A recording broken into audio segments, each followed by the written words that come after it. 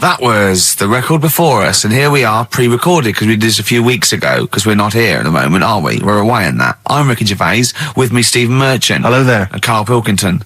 Well, he's not actually with us. He'll be in some of the best of clips that will be coming up shortly. Yeah, this is just us, isn't it? This is just us.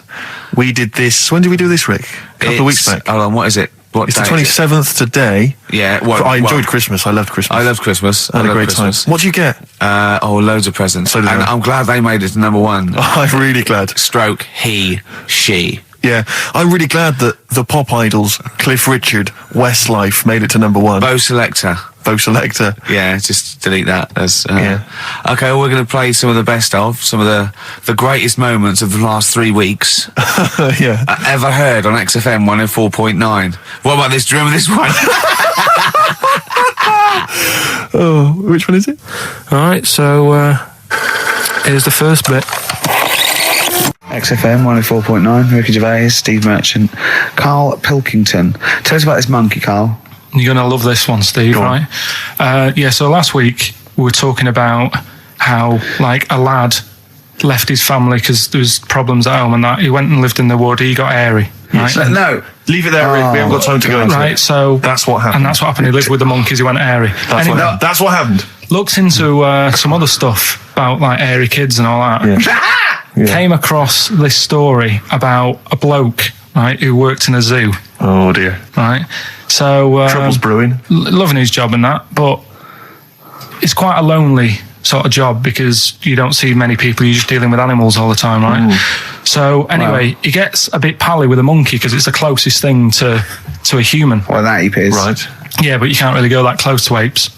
It's dangerous. What do you mean? What type was it? Just let him tell the story. Was it a chimpanzee? I reckon it was a chimp, yeah. Yeah, it was you a don't chimp. even know, so it was that's a an chimp. ape. It was a chimp. Yeah, but it doesn't matter, does it? So he It's gets the story. pally with him? Right, so he gets pally with him. What, do they go on holiday together? Well, no, I mean, he starts On the pool together? off just checking each other out and, probably sharing lunch and that together. Yeah. Right?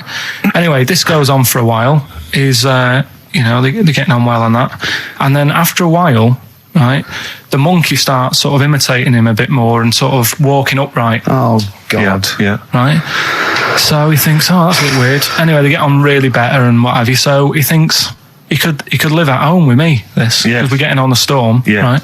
So he takes him home, and before is this you know the it... beginning of Beneath the Planet of the Apes? I think it is. I think you've seen this on video.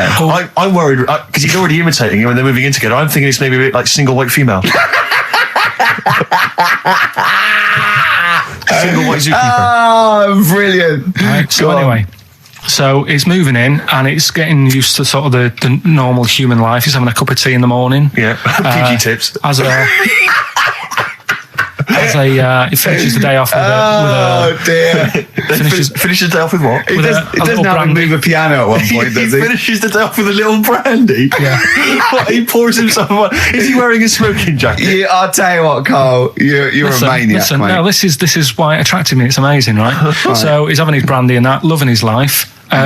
Next thing you know, he sort of, I don't know if he loses it or he gets shaved, but the top half of his body is hairless. Right? Apart from his head. Right, so he's got a nice... So it's the opposite of the kid. Well, yeah, this is what I'm saying. That would happen. Right. Well, hang on, but so you don't know if he was shaved or if it's... How did it say? Then the hairless... What? I'll bring it in for you, the story, and then you can see if I've gone wrong. Keep going. Anyway, so this is going on, and he's having a great life. Then the zookeeper starts getting a bit annoyed because he's having a better life than the zookeeper. The zookeeper's in the zoo. This is such So the zookeeper's still got to do a day's work. The monkey's at home, he's partying. Well, he gets to a point when he says there's no point you coming in to the zoo because the whole reason of you being there was because you're being kept there. Right. And he didn't want to bring the memories back, so he said, you stay at home. So you're talking such... Just let him finish. God, I don't know if I can sit here and listen to this drivel. I'm fascinated. It's nearly over anyway, right? It sounds extraordinary, Karl. So he's walking upright, he's having a tea in the morning, finishing the day off with brandy. Gets a bit out of hand, only tries it on with the zookeeper's wife.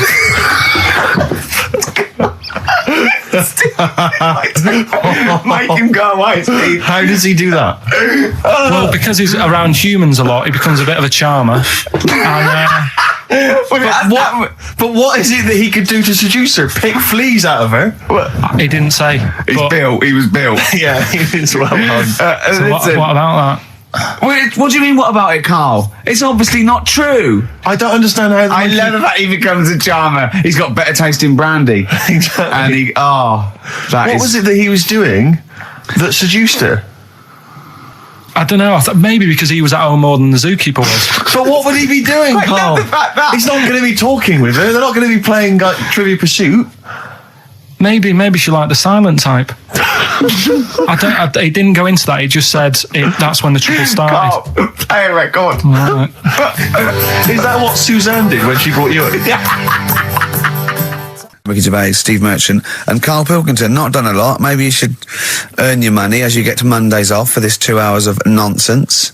What are you on about? I've done loads of stuff. Yeah. Well, Right. Same old. Yeah. Let's have something new, something Come on. fresh. Well, I've been looking around, right, on the internet for stuff. On the internet. Yeah. Your Bible, where you get all your information about the world and the universe and morality from. And you know, like how I always say to you, I don't really read that much of it. I just read the headline, Perfect. right? Yeah. Anna Nova have sort of nicked that idea to grab you. Nicked what idea? Well, to sort of get to the meat straight away at the top. Do you know what I mean? The headline to the story and everything. What? Right, these are But stories. the headlines already existed. That was why you thought that was a good not idea. like this though. All right. Headline. Well, these are all headlines, right? Vibrating shoes could stop elderly falling. Do you know what I mean? Oh, God. You don't need. Vibrating shoes could stop elderly falling. Yeah, that's the story. You don't need to read on. That's what I'm saying. Well, Right, could you read on anyway? Can't be bothered. Read on anyway. Well, Read. you have a look at that in a bit, right? All right, See okay, what's so what interesting. This is frustrating radio if you're sitting at home. No, well, but it's not on. They've turned it off. If you want to know more, you know where to go. That's what I'm saying. That's what they should do in the news. Get the news done in Bong. a minute. There's a good story about Iraq. Right. Bong. Vibrating Look it up. shoes. Look it up on the internet. Anna Nova. Give us another bong. Bong. Family sick of living on Butthole Road. Oh, brilliant. Bong. Man wears same shoes for 60 years. Oh, bong. This isn't that good. Some fella pulls a train with his teeth. And in lighter news, I love that. General Donald, this one is very good. And the last one, man fails to break clothes pegs on face record. She's always good. Well, that's the one I did read on about. I love that out of all those. That's the one he went on about. Go on then. Just Why is that news? He fails to make a record. So did I today. I know, yeah. I failed the long jump record today. yeah, didn't even take part. No, I was rubbish. But what are the rules on world records and that? I don't know if there are rules. There are certain things you can't. I mean, it's the Guinness Book of Records, isn't it? Really, that's the arbiter, isn't it? Yeah, but is there anything, if you said you wanted to do it, would they say, well, you can't do that? Yeah, they've stopped some gluttony records. Obviously, things that are in danger. It's anything that's illegal. Yeah, anything that's immoral. Yeah, like that American serial killer that just got discovered. Yeah. Having killed 47 women. I don't think he can make that into the Guinness Book of Records. No, because people would be trying to beat it, won't they? But there was some other story about a fella eating watches and that. That can't be good for you. So why don't they say, look, don't do that, do something else? He wanted to stay regular. Do you know What do you mean? though? I just wondered What do you if mean he was there's any- eating watches? He just said he was eating watches. He ate about 3 in about a minute. How did he time it? Do you know what I mean, though? Something I watched the other night, that was just good. Again, you know, I learn stuff from the telly. I don't watch the news. Yeah, well, you don't learn stuff from the telly. You Yeah, know, I'll tell you what, though. you told us there's a fat baby in the world. Forget about them. There's a spider eats chickens and there was a fat kid. That's Forget them in Iceland, right? Yeah. We'll give them Rockbusters later to do, right? Iceland. But what's the name? I'll tell you what is interesting, Steve. What? I didn't know that much about it. Autism. Oh, good. With some more entertaining stuff on XFM 104.9 to cheer up people. Go on, then. What? Come on. No, right. Have you heard about it, Steve? What it is? Autism. It scares me to death when he comes up, when he touches on a serious subject. We've been talking about wheeling a dead pope round, the Chinese don't age well, and ginger people are hated. And now we're going to touch on a really, I mean, No, I said- my heart's in my throat. Go Yeah, on, I Karl, said- then I tell said the little tell fat me your baby. insights to autism. Right, well, there was this, again, Channel 4 coming up with some good stuff at the moment, right? It might have been Channel 5. But what's the name? It was It's the attention span I like. Oh. these people who they've got like this autism thing going on. Yeah. And they sort of take in a lot of information. They get sort of they get so into it that they know everything about that subject and what have you, right? And there was this lad who he knew everything, right, about EastEnders. Right. He sort of the cameraman was saying to him, so you know why EastEnders and that. And he said, I don't know, I just like it. And he said, I remember when I first watched it, it was a Thursday, it was 5 to 8, Pauline Fowler walked in, she had a pink jumper on, she said, all right, love. And he remembers everything from that moment on. Yeah. Right, and everything, which is great, but then the way the programme was making out, it was almost like they were saying it's a disability. Right. When in a way, it's more like a superpower. Sure. Like Rain Man. But if you can take It's Rain Man. No, I'm he not. has special autistic powers. Oh God! We must hope for Rain Man. I don't know what to do. So I you don't know mean what to so do. he would be a But great there's contestant other on Mastermind? things. Sort of autistic Sorry. Mastermind. He'd be Well, what I'm saying dynamite. is, don't be watching EastEnders though. Sort of, why didn't they give him an encyclopedia and say, get into that? Sure. That'll be useful. Yeah. Keep him away from EastEnders. Wasting his time there. But I don't think it is a disability. No. Yeah, there are other things, and they're not. It's also autism is a matter of degrees, from what I know. And I'm sorry to have to do this, but I feel that I have to at least be the voice of reason, as ill-educated as I am on the subject. But I think there's degrees of autism. I think some are higher performance than others. There's other issues with it. It's not they're just got good memories. They don't go around doing tricks for people because they can remember stuff. There are other issues with it. Do you know what I mean? Well, I mean, they seemed a bit... But you watched the programme. What did you learn? That he knows when Pauline Fowler came in. Yeah, I mean, there was other bits where they couldn't control their emotions and stuff. Oh, that other little bit, yeah. But the main bit of it was he can soak up information and stuff, and I'm just saying it didn't seem really bad. Do you know what I mean? There's disabilities where people say that's a bad disability. It's like how people say about... This is brilliant. This is just like this is amazing to be in a room with this man. It's incredible. You just wind him up and listen to what comes out. And I'm going to sit back now. I'm not going to defend you or explain anything. Just go on and tell me about the other disabilities that are worse. What I mean is how people can sometimes easily get mixed up. How people are scared of like a cyclop. Well, at the end of the day, he's got a disability. A bloke. Who's scared of a cyclop? No, it's apart just from like Jason and his Argonauts. Where's this cyclop that you're scared of? No, I'm just saying in history and in books and that. No, not in history.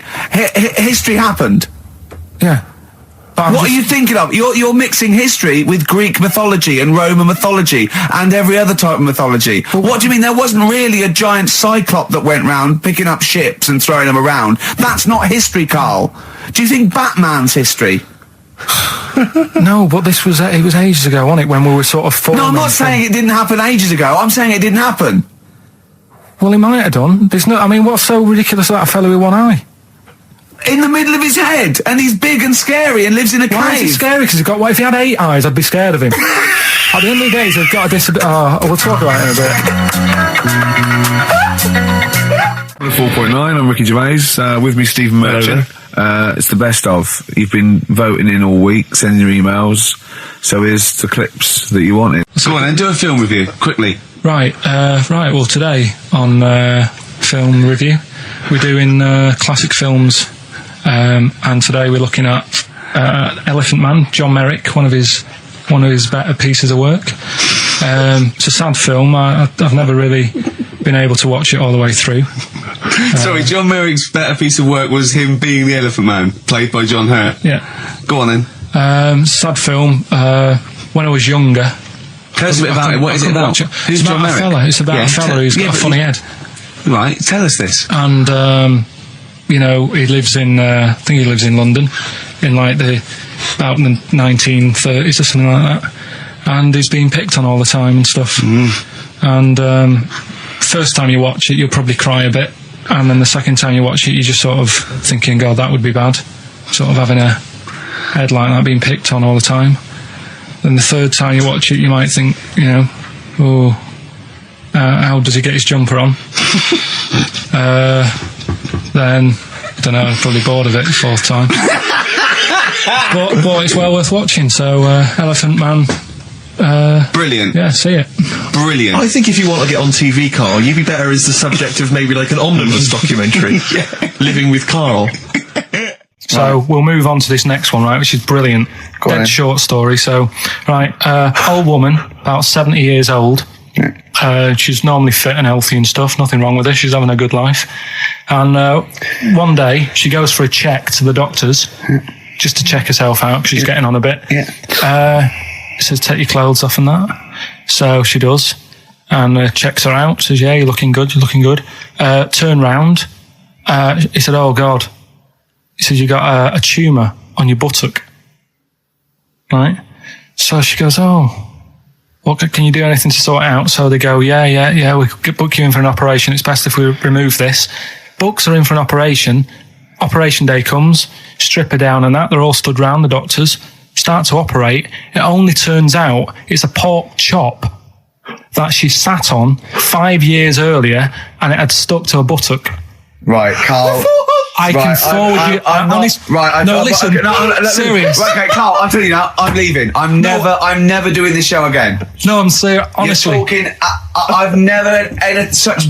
What do you mean? You couldn't believe it? No, when I read it, I said, I've got to tell Ricky this that. This woman had a pork chop stuck to her arse for 5 years, you mental case. Of course she didn't. I had some exciting news this week, Karl. You'll be pleased to find out. I'm worried that you might get a little bit jealous because it's obviously going to impact on your world quite strongly. Because I know you think you like things to be quite samey. You like the status quo to be maintained. You like the fact that in the past, we've had some crosswords. Because I remember, what did you think of me when I first walked in? When I first came in on the first day of XFM? I don't know why you're making a big deal out of it. Because I'm just being honest, though. I'm just being honest about a lot of people who see you for the first time sort of go, well, he's a bit weird. I don't know, Steve, that you brought it up, and then you're again. But I'm sure that wasn't what he said before. No, did he say before? Well, he's a bit weird. Yeah, well, he looked at you, and I knew. I could see by the look on his face. You know when you know your kid, and your kid's sort of scared of something, and they go, "Why's your kid?" He goes, "Oh, he doesn't like pigeons or spiders." Right. It was like that when I saw Karl, and I brought you in, and I went, "What do you think of that, Karl?" I could see the look on his face that he was disturbed. Sure. And then, as he said, you get used to it, don't you? Yeah, you get used to it. And you have changed a little bit. Your hair's a bit smarter now, and you got some nicer glasses and that, I think. Or I might have just got used to it. Whoa, don't bring it up, Steve. Don't look at me like that. So you say that you think some other people in the office thought the same? Do you know that for sure? Karl. Did you discuss it? Karl. Yeah, I think they do, yeah. Okay, leave it there then. But not just in the office, as you walk through the building. Oh, it's worse than you ever thought. Well, no, it's not worse than I ever thought, because as you well know, Ricky Gervais, what did I do on Thursday morning? Oh, is this the thing... For those that perhaps are not of the female persuasion listening, there's a magazine. Apparently it sells quite well. It's one of the sort of female, kind of issues magazines. I think it's called Company Magazine. It's like your sort of, I guess it's a bit like your Moore or your Vanity Fair or whatever. Anyway, they run every year the 50 most eligible bachelors in Great Britain section. Ding dong, hello. Who's in there this year? In the 50, in the top 50 of the entire country. And then they vote, and they put them in order and see who's the most eligible bachelor. But that's 50 people, right? It always annoys me slightly because bachelor, it kind of seems like a more sophisticated word for loser. Yeah, no. Which always sort of unnerves me. And also, they try and do a different 50 every year, so they're getting pretty desperate to get different ones. Because also a lot of people who are sort of like successful, are married. So there's very little to. No. There's a huge. I don't know if this is international. It could even be international. I'm not sure actually. So I could be up there with the likes of Justin Timberlake, etc. So Fred Durst. Yeah, that sort of person, So anyway, this is what's exciting, right? Although I'm slightly frustrated because they were telling me that last year, all right, because what happens is the readers of the magazine, they vote for who they think is number one most eligible bachelor, right? Last year, the prize was a 2-week trip in the Bahamas. Okay, this year, I'm rather annoyed because all I'm going to win is a moped. That's the prize this year. That's the prize this year, a moped. Whoa, backtrack. What? Sorry. Last year was a 2-week trip to Bahamas, and this year just a moped. All I'm going to get is a moped. All you're going to win is a moped. Yeah, you got no chance. You've got no chance. Who else is in it? Well, I mean, I don't know lots of people you'd never heard of. I know Duncan from Blue. Ding. So you're second to him at least already. I imagine you're going to come behind the other 49. No, because there'll be people voting for me. They get to vote for me. Yeah, Steve. They'll see my photo and then they can vote for me. Yeah, according to Heat, I was 22nd most sexy man in the world. I better take that helmet back. I would. It's that thing, though, you see. This happened years ago to me, right? When, you get pally with someone and then you wind each other up and then there comes a time when you just go over the line. Yeah. Right? What happened? Well, it was this lad called Anthony, right? He was my mate. Yeah. And we used to sort of always have a little fight in the toilet and that. Right?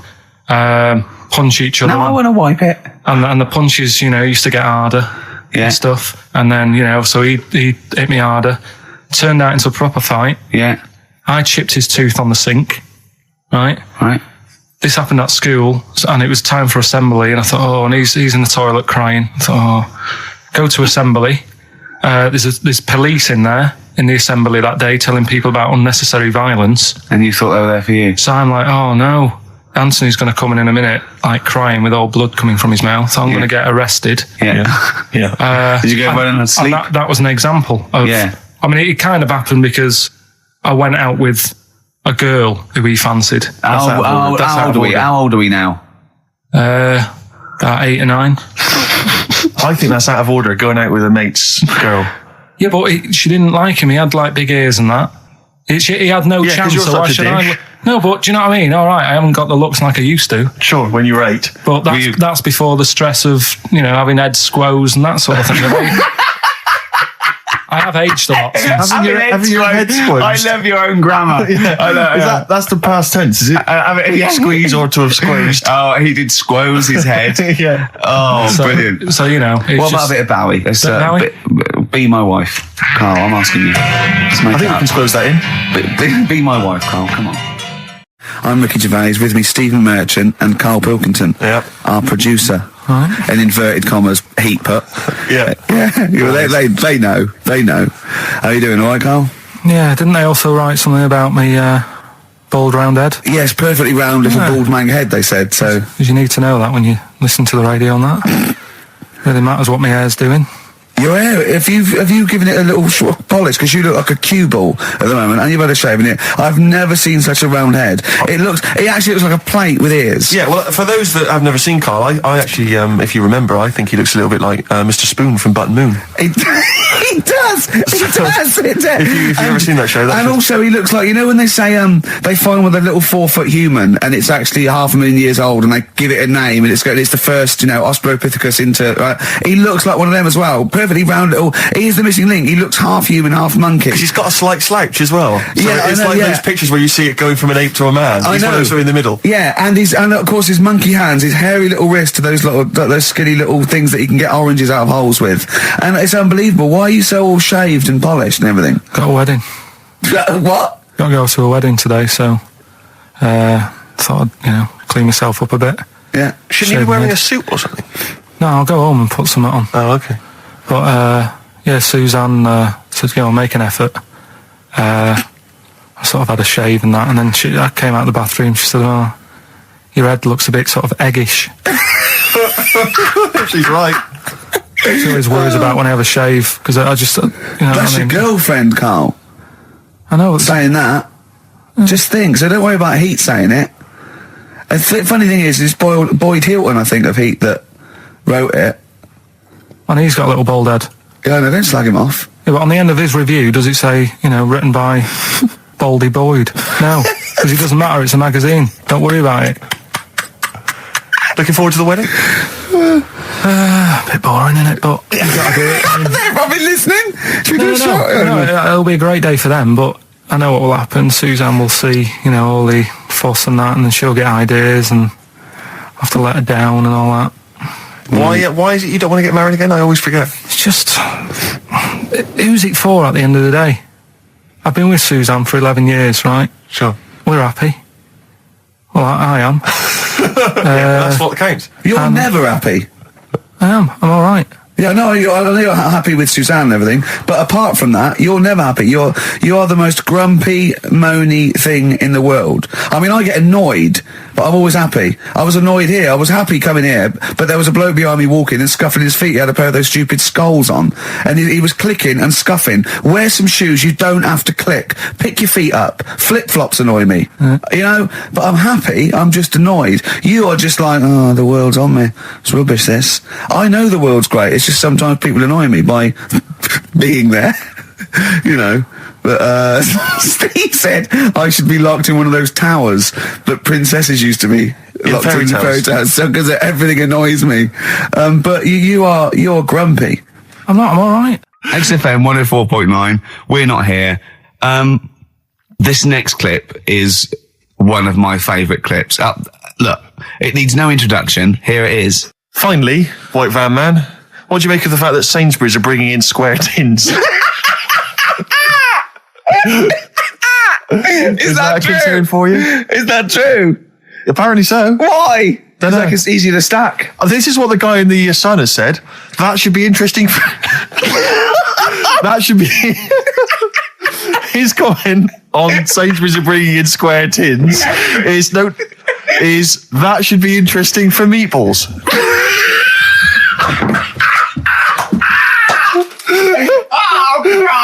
Ricky's just collapsed on the floor. Let's just play a song, Karl. I don't think even you can top that. Cooper Temple Claws. Who needs enemies? Good question, lads. Nobody. This is XFM 104.9. I'm Ricky Gervais. Oh, they should print a little book of those. They're great. Oh, how you can relate any song or artist to anything else. Easy. Joyful. Easy. Well, yeah, so me and Karl went out for a beer, and it was great, wasn't it? Yeah, I enjoyed myself. We started off, good. and you met my mate Robin, didn't you? Yeah. And some of the stories. Do you want to tell Steve some things about Robin that you've done? Do you know him well? Yes. Well, do you know about his worm problem as a kid? Go on. Right. What I can remember is he had worms as a kid. Not sure how you get him. He never answered me. He was getting a bit touchy about it. Right. This is like the second time I met him. I think he was a bit annoyed that Ricky told me about his problem. What now? Now, straight away, you not being there, instinctively, what do you think went on with this story about worms? My suspicion is rather like when you told a group of people that Robin had once suckled milk from a cow's udder. Did you mention that as well? Yeah. My suspicion is that, like the cow story, the worm story is not true. But why would he get so sort of uppity about it? Well, imagine if that wasn't the first time he'd done it. Imagine if he did that every single time he was with somebody for the first time and Robin was just met them. He will tell that story to anyone. But they do say there's no smoke without fire. Robin. I also told him that the way Robin cured these worms was because the doctor told his mother, right, to hold a piece of ham or cheese near Robin's anus so the worms would come out for the food, and he believed it. I'll tell you why, though. I said to Robin used to sit on Spam to try and get the worms out, and he believed it. But Steve, right, do you remember that story about 3 or 4 years ago where there was some bloke in the army? He went away to somewhere, Vietnam or whatever. He was messing about in the woods. Messing about in the woods? Shouldn't he have been fighting? Whatever. Yeah. Right, and he walked through some lake, and I think he'd cut his toe or something on something, and some worm of some sort crawled in the gash. Yeah. And it was in his body, and the doctor said, we've got to get this out of your body. So what they did was, they said, right, the thinnest part or something of your body that things can crawl through is on the top of your head. So they wrapped where the skull is. So they wrapped some bacon. No, they didn't. They did. That's right. So he's gone in via the toe. So what we do is, I'll tell you what, that worm's probably heading straight for the head. We'll put a bit of bacon on it. The thinnest part of the body is the skull. Of course, it's not the thinnest part of the body. It's where your brain case is, isn't it? It's the skull. There was a reason for it. And it was like they stuck some bacon on his head. And as ever, the vital piece of information, i.e. the reason, Karl seems to have forgotten. Because the worm was in his body, and they said everyone likes to smell of bacon. including worms. Even a Vietnamese lake worm. They love bacon. Remember last week when I said about the little fella with the bone with no brain, and you were proved wrong? No. We were saying it wasn't a little fella. We were saying it was a stillborn child. It wasn't a little fella. You're changing it now. You weren't having any of it last week. Right, hang on a minute. I'm getting confused. There was a Vietnamese snake that went inside of a soldier. A little like maggot or some sort that you have to get out of your body because it causes problems. Yes, and so in order to get it out of the body, they strapped bacon to his head. Yeah. That is great. This doctor. And did that work? I think so. They had a picture of him smiling. Oh, God, what, the worm or the bloke? The bloke. Oh, dear. Honestly, I hope someone knows the story. And Right. It was about 3 years ago, I reckon. Okay. And, yeah, it did work. G.I. Bacon. So this is why the worm burrowed out of his head to get the bacon? Get to the bacon. Right. That's great. So this is why when Robin was telling his story, I was a little bit disappointed if it wasn't true. Right. Because in a way, you know, Robin's never been to Vietnam. No, but what do you really think that Robin? Well, as Robin said at the time, Karl, why would I sit on ham then tell Ricky Gervais? It's a very good point. Because if you was a kid, you do daft things like that as a kid. Right. It's the telling Ricky Gervais though. Yeah. And then, oh, bless him. Okay. And then anyway, Robin left, and I tried to chase him, but he got away. He knows that and then we had a few pints, and then Karl embarked on some of the greatest stories ever told. Can you tell the story about your dad? Let me run it by. I haven't spoke to him all week, so let me run it by him. Okay, play records. Because, what we got? We've got one of Steve's. Yeah, well, bizarrely enough, this comes from the Teachers 2 soundtrack, the soundtrack to the current TV series. There's a slight whiff of nepotism in the air. Yeah. Rick, would you like to explain why? Well, that's why you're doing it. No, my girlfriend worked on it. But Yeah. you were going to play this anyway, weren't you? Well, I was actually. Bizarrely enough, I was going to play some I Am Clute, and this is from, as I say, the Teachers soundtrack. This is called To You. It's a good track. That's I Am Clute, a track called To You from the Teachers soundtrack. That's also got, I noticed the Electric Soft Parade, The Hives, Star Sailor, Feeder, Turin Breaks, Mercury Rev on there. It's a good little collection. Lovely. Karl has just had confirmation. He's looking smug because someone phoned up and went, it is true, it's a Laogai chi worm and you wrap bacon around your head. That's all the bloke knew as well. Yeah. And his name was Gary. Yeah. So I'm not having it. No. And he said, see, that's why the Robin thing isn't so weird. He said, but when you said he tried it with cheese, he said I was having none of it. He's got standards. Strokes, hard to explain. Like Karl, really? Yes. Yes. So, Karl, concentrate. Yeah, go on. So, we'll leave the worm with the bacon wrapped around the head, shall we? Well, if you're ever caught in the jungle, Yeah. Always carry some... bit of Danish. Good advice. Lovely. Eminem, Sing for the Moment, on XFM 104.9. I'm Ricky Gervais. With me, Steve Merchant, with 5 little hamburgers. Got 5 burgers here, yep. And so I don't know, how should we begin, Karl? Do you want to just look at the size of these burgers? Look, they can see it on webcam, can't they? They can see us stuffing these burgers into your mouth. And by the way, I'm filming this, Steve. Look, Brilliant. Look, I've got a camcorder. We'll put this on unseen footage on a DVD or something. Or maybe on the website. On the Oh, Karl, what if you break the record? Okay, Karl, I'm coming round now to just monitor this and adjudicate. What's the web? If you want to see this on the webcam, what is it? XFM.co.uk. Right, okay.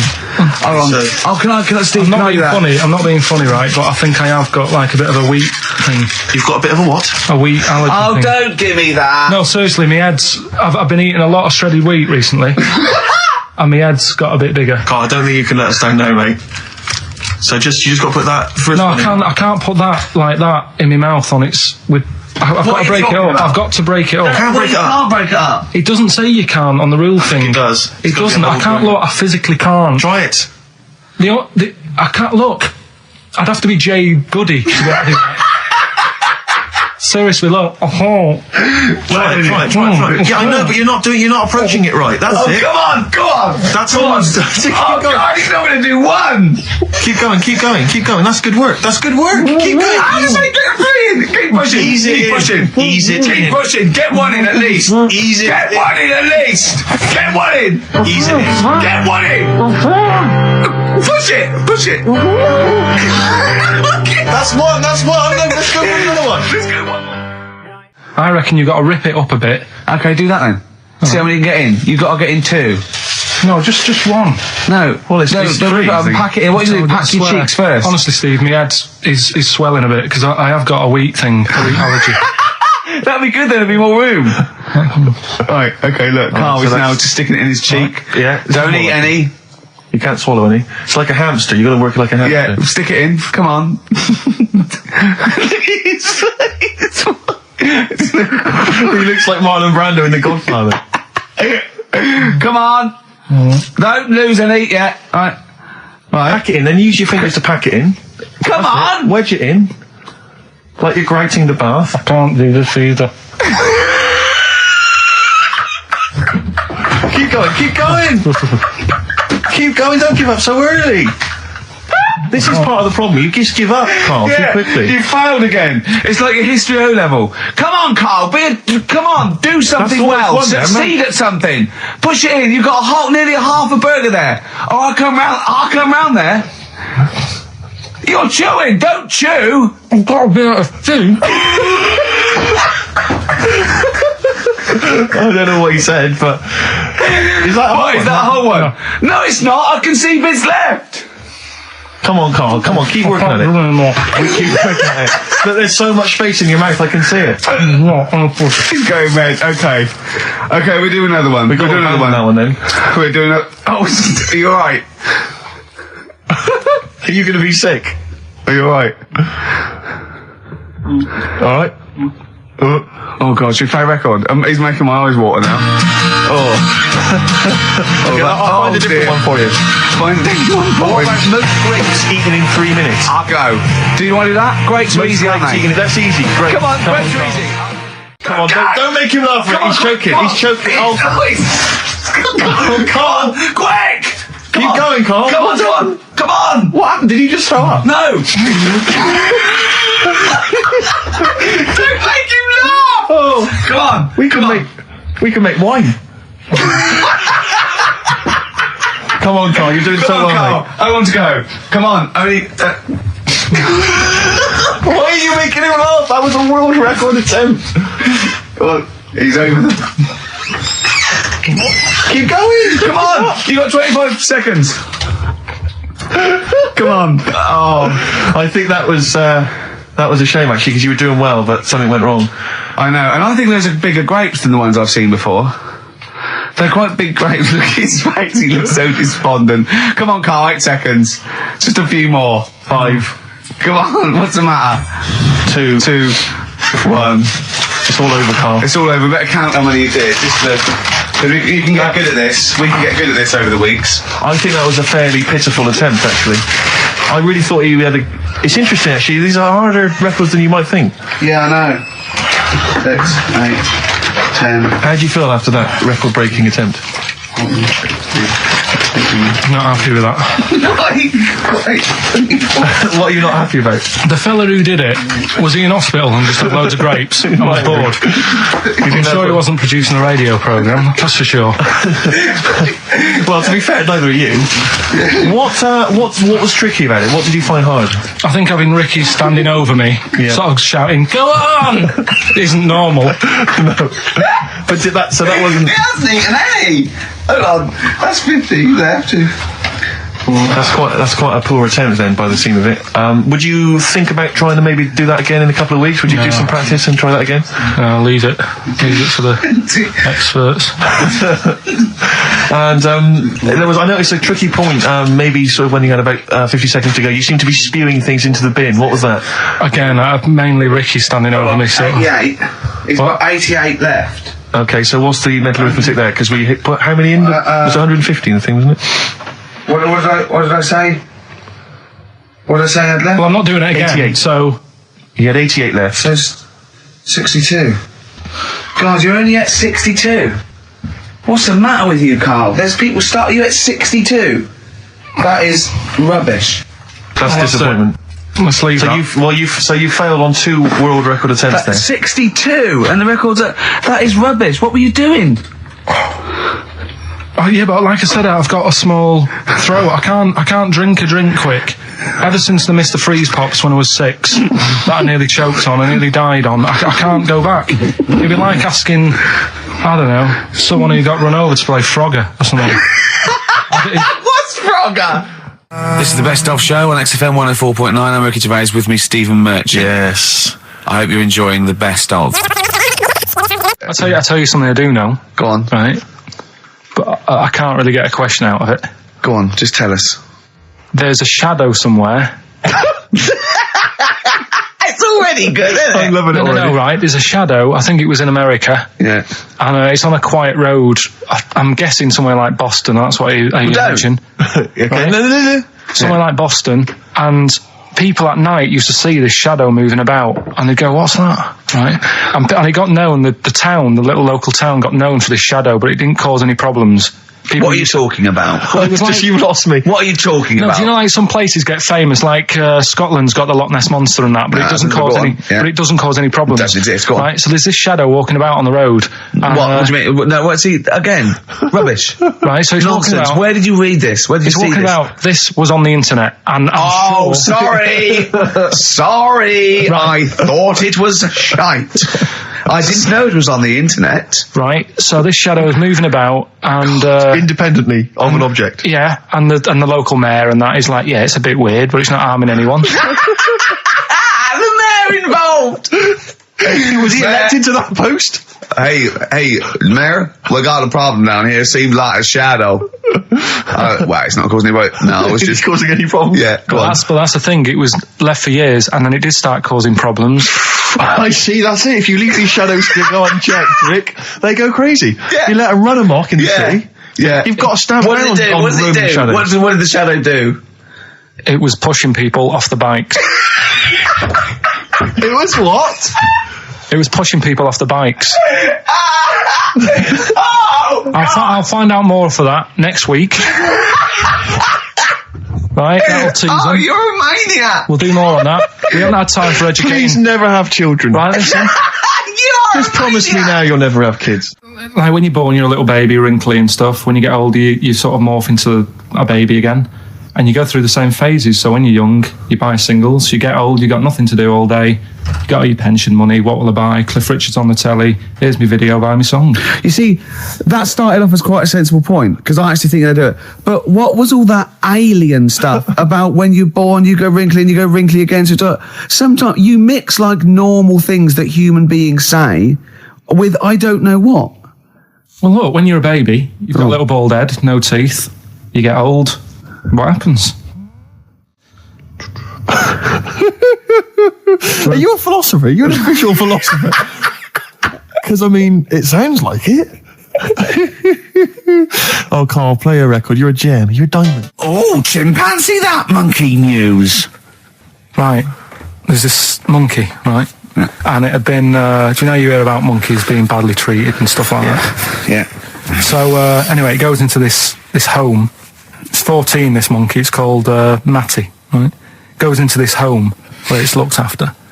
What do you mean home? Just like just a little monkey home, right? Okay, so zoo. Yeah, kind of, yeah, but they haven't got any other monkeys there, right? What have they got there? They've got just other animals and that, but not that many monkeys. But anyway, because he's there on his own, again, you know... When you say monkey, do you mean a chimpanzee, by the way? Because you usually do. Yeah. I can't believe that journalist thought this was scripted. Amazing. So anyway, yeah. So he gets sort of pally with the people working there and that, and it's smoking fags. It's having a drink at night and all this, right? What do you mean it's having a drink at night? How? It's all here. It's all here, Steve. I mean, we haven't really got time, but Well, don't say it's all here like it's proof. You've got another stupid story that someone has put onto the internet. Someone sitting at home in their bedroom has put onto the internet. So he's having a fag, he's drinking a lovely glass of Bang Rock Station. Yeah, the wine that's perfect for a barbecue. Yeah. Anyway, it's loving life. It's forgetting about his past and everything, right? When this other monkey comes along, Oh no. Troubles brewing. Go on. right? That comes in. Something said. Right, forget it. Forget it. No, forget it. Yeah, but it's all the time. It's not just. I mean, you haven't done that with me, taking your clothes off and that yet. But like last night, we were sat in the pub and I was saying, right, you know, let's not even worry about new features. Then let's get the current ones, you know, going. Like Getting what? Good. Like, the one that I was trying to work out, the cheeky freak of the week. Think of that! Yeah, but Think of that, though, as a normal conversation. Yeah, I'd looked online, right? I didn't find that much. I found... actually, I'll tell you what I found later. Brilliant. We're looking for them, right? And then at one point, I think you said to me, go and, what about the Guinness Book of Records? Yeah, they'll have, like, the best freak in the world or whatever. Yeah, ever. So I said, yeah, bring one in. Now, you've got one at home. Yeah, I've got a couple. But you couldn't be bothered carrying that in today, so I had to go out of the pub that I was at. Yeah. Nip into Borders. Yeah. Buy a Guinness Book of Records. Yeah. Out of my own money, $18.99. Yeah. Bring it back, and then you said, I don't know if I want to do this feature. So it cost me 20 quid for that. I had to buy a video for Silence of the Lambs film clip. I'm actually out of pocket at the end of this. But do you want to work with me is the thing. If you want to work with... people would pay that sort of money to work with me, Karl. You're a lucky bloke. Think how many people think, Karl, he gets to drink and sit. Yeah. You making a cup of tea and I surprised, didn't I? Little surprises. Last night, when I left the pub in a bit of a mood because I was just fed up with not getting anything done. Yeah. Walking down the road, I was thinking, how can I get out of this? How can I stop having to work with them? I'm thinking, I wonder if I leave, I wonder if they'll be funny and they'll go, and then my boss will be giving me stick. And I'm thinking, how much notice have I got to give out? And all this is going through my mind. I'm walking home and I got in, said to Suzanne, I'm sick of it. She's going, you need to do it when I get a new kitchen. And I was like, yeah, but how big does the kitchen need to be? I was saying, do we need a big kitchen? Can we get a small one? Have we got enough for a small kitchen? Do we need so many cupboards? Can we just have wood instead of steel? All this, trying to get out of doing this. Yeah. It's always I always feel like, because I like to think that I'm not perhaps as bad as him. Yeah, no. You annoy me in different ways. Like what? How does he annoy you? Well, stuff that, I come up with ideas, say cheap as chimps. Yeah. Rockbusters springs to mind. Yeah. 15 Taiwan. 15 Taiwan. Let's just remind people what 15 Taiwan was. It was a little feature that I wanted to give a run, give it a little run, see if people like it. The premise being? No, there's no premise, it's just a title. No, we were going to get 15 sort of ornaments, you'd explain them, and then people would call up and say, that one's from Taiwan. See, God, you just explained why I didn't think that was a good idea. Yeah, by explaining the good... the funny thing is, Steve, right, I was walking down Regent Street on Monday, walked past one of these big stores, right, and they've got all famous quotes on the windows, right, and one of them was something like, an absurd idea is often a great idea. Yeah. Do you know who said that? Go on. Einstein. Yes. Which made me wonder, if you were his mate, would he ever have done E = MC squared? Or would you have said, don't bother with that, it's not going to work? Because that's all you seem to do. Everything I come up with, you put down. Yeah. Well, that's one thing. He's negative, right? I don't know why. I don't know why he is. What else? He messes me about. I get him concert tickets for stuff, and you say, I didn't bother going. Yeah. That is annoying. You come in, 5 minutes to go with tracks that need editing. Yeah. The little bag, that bag that was free. Yeah, you got a free bag today, an XFM little rucksack thing. Yeah. You were like, what's this? What's this rubbish? Yeah. Ricky said, I'll have it. They're great. He said, no, I want it. Yeah. Well, it was free. I needed it. I'll give that as a gift or something. So, I mean, I think on reflection, Steve is probably a little bit more annoying than me. I won't go that far. You are annoying. If I had to go away for a week somewhere, if it was a quiet place... Well, you are again, aren't you? That's 2 holidays you had this year, I mean. If it was a busy place, I'd probably go with you, because people, do you know what I mean, staring at me all the time, and that if I'm walking around with Steve. No, I'm just... Can I draw up a list of reasons I don't like you, Karl? Just being honest. What? I'll tell you, because the list of reasons I don't like you is incredibly long and getting longer. Just saying. Do you want another slap? It was really light, right? We've had the parrot, right? These are things that I found the parrot, right? I've told you about the dog in the car wash. Right, you didn't tell me about that. You said there's a car wash for a dog. That's all you told me. Yeah, the parrot, you said there's a parrot. What? It's a problem at funerals. Yeah. That's nothing. That's nothing. Do you understand? And they used to eat cats. what else have we got? There's an elephant in India with sore feet. Why? There's an elephant in India with sore feet. No, I'm interested. Why? Tap dancing. Why? See, I didn't write that He's much trying time to about break it. Roy Castle's record. He's still going. Go on. What is it? It's an elephant, and it was really old. It was about 76. Right. And it had sore feet because it's old and they don't make stair and the that roads, big, do they? roads are bad and that. Yeah, go on. They said, what are we going to do? And the town was like, oh, we're used to seeing it around. It's part of the thing, we don't want it to have sore feet. Yeah. So they got some slippers made for it. And it had like a picture of the elephant looking happy wearing some slippers. I love Karl, his world. Where did you see this picture? That was on the internet. Right. That's a lesson, though, for any elephants listening. Don't wear stilettos to work every day because it can do your feet in. So that don't elephants have really bad memories? No, they have really good memories. Oh, do they? Yeah. Oh, well, that's good then. No, I just thought they'd forget where they put them. I thought there was something about elephants having bad memories and that. It goes on, where's my slippers? Yeah. I'm sure I left them by the test. So sorry, there's an elephant walking around wearing slippers? Yeah, that's in what India. What kind of slippers? Those sort of old man ones with the sort of check. Well, round ones, I imagine. Yeah. Big round ones. There was that going on. And is it happening? Is it happier? I mean, does it feel more satisfying? It looked it. Did it look? How can you tell the elephants, please? What else is there? There was a woman who's had a breast insured for 150 grand. Right. Okay. Any more information there? What? Third party fire and theft? Don't know. It just had a picture of her with them, out. I just thought, he should get them covered. He's done another real joke. Brilliant. That's a proper joke. He's done look at his little face. He smiles. I'd like to see you on one of the sort of TV panel games. If they could bring back sort of celebrity squares, it'd be amazing as the centre square. Oh, that would be incredible. Or on that countdown in Dictionary Corner. I imagine him in Dictionary Corner. I'd come up with cat. If that helps at all. Yeah. Memblent. Yeah, what does that mean, Karl? Just anything you want it to mean.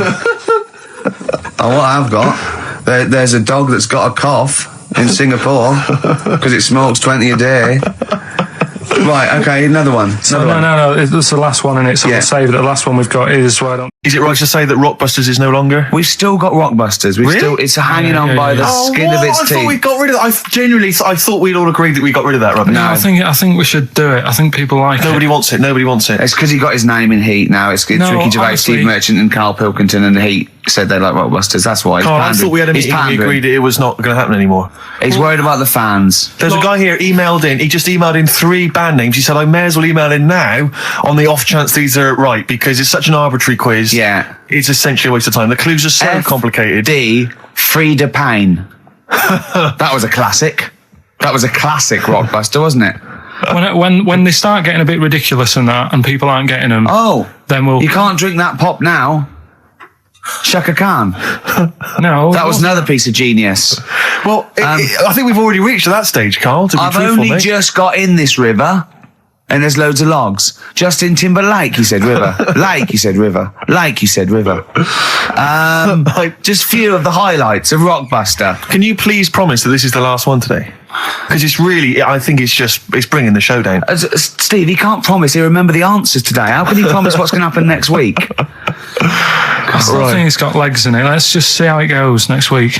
You're not going to bring it back next week. It's got to be finished. We've got to put an end to it. We've got to give it a sort of final sending off. Okay, I'll tell you what. We've got to smother it, Karl, for its own good. So the competitions don't stop there, sadly.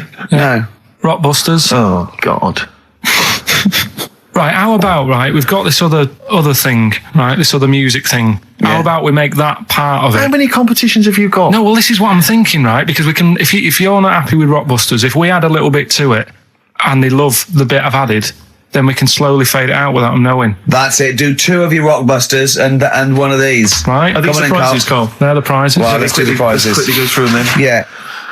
All right, what have we got here? Let's speed this up because I'm dropping off now. It's either warm in here or this isn't the most scintillating conversation we've ever had. Okay, firstly, there's a CD here. It's tracks that were sampled by various artists, including Jay-Z, Happy Mondays, and so on. It's the original versions. That might be quite good fun. Sure. I Love You. Let me see. It's a number of love songs. Yeah. You've got Blue featuring Elton John on there. Yeah. Chicago. Yeah. Nat King Cole. Yeah. Great, so I'm sure. Retro Dance Masters. That's another CD. Dance tracks, obviously, on there. Oh, it's still knocking about. The Best Air Guitar Volume 2. Sure. Rubbish. This is quite good though. It's Paul Whitehouse's TV show Happiness. That's the first series on DVD. We've also got Stephen Polyakoff's The Lost Prince. You can have that in your collection. Probably never watch it, but it might look like you are slightly classy and arty. And subtitles. The best one-hit wonders album in the world ever. You got stuff on there like Nena, 99 Red Balloons, and M's Pop Music. So not that bad a selection actually this week. He's cut out some of the chaff. Right. Yeah, okay. So right, here we go. Rockbusters. Rockbusters, first one. We'll do 2 of these and I'll play something in a minute. Right, first one. The Australian picks 2 blokes. What?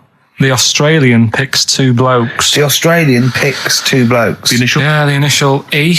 Right. And the second one, that builder's a bit... I've got that already. It's annoying. That builder is a bit cute. It's a bit cute. Yeah. All right. And that's BT. BT. BT. That builder's a bit cute. Yeah. And the Australian picks 2 blokes, E. And then what I'm going to do now is play some sound effects that make up a song, and you've got to guess what the song is. Go on then, just do it and then shot on Here we go.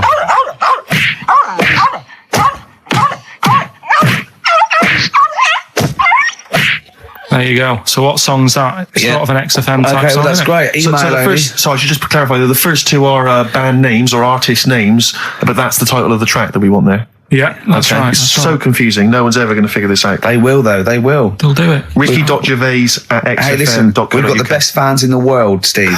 Remember that. Remember that. Without them, we ain't nothing. Yeah. So, good luck to you. Do you want to pick a track, Steve? I'd love to. I want to wear some Monkey Magic. I want to wear some Chimpanzee that. I want to wear some Aping Around.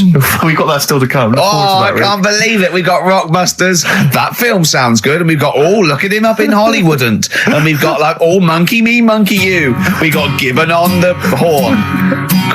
Jesse Naden, this is a great track. Moving on. Answers? Nearly done. Let's play Rockbusters. All right. First one was the Australian picks 2 blokes. The initial was E. The answer there, Eminem. Eminem. All right. The second one, that builder is a bit cute. The initials there were BT. That was Bonnie Tyler.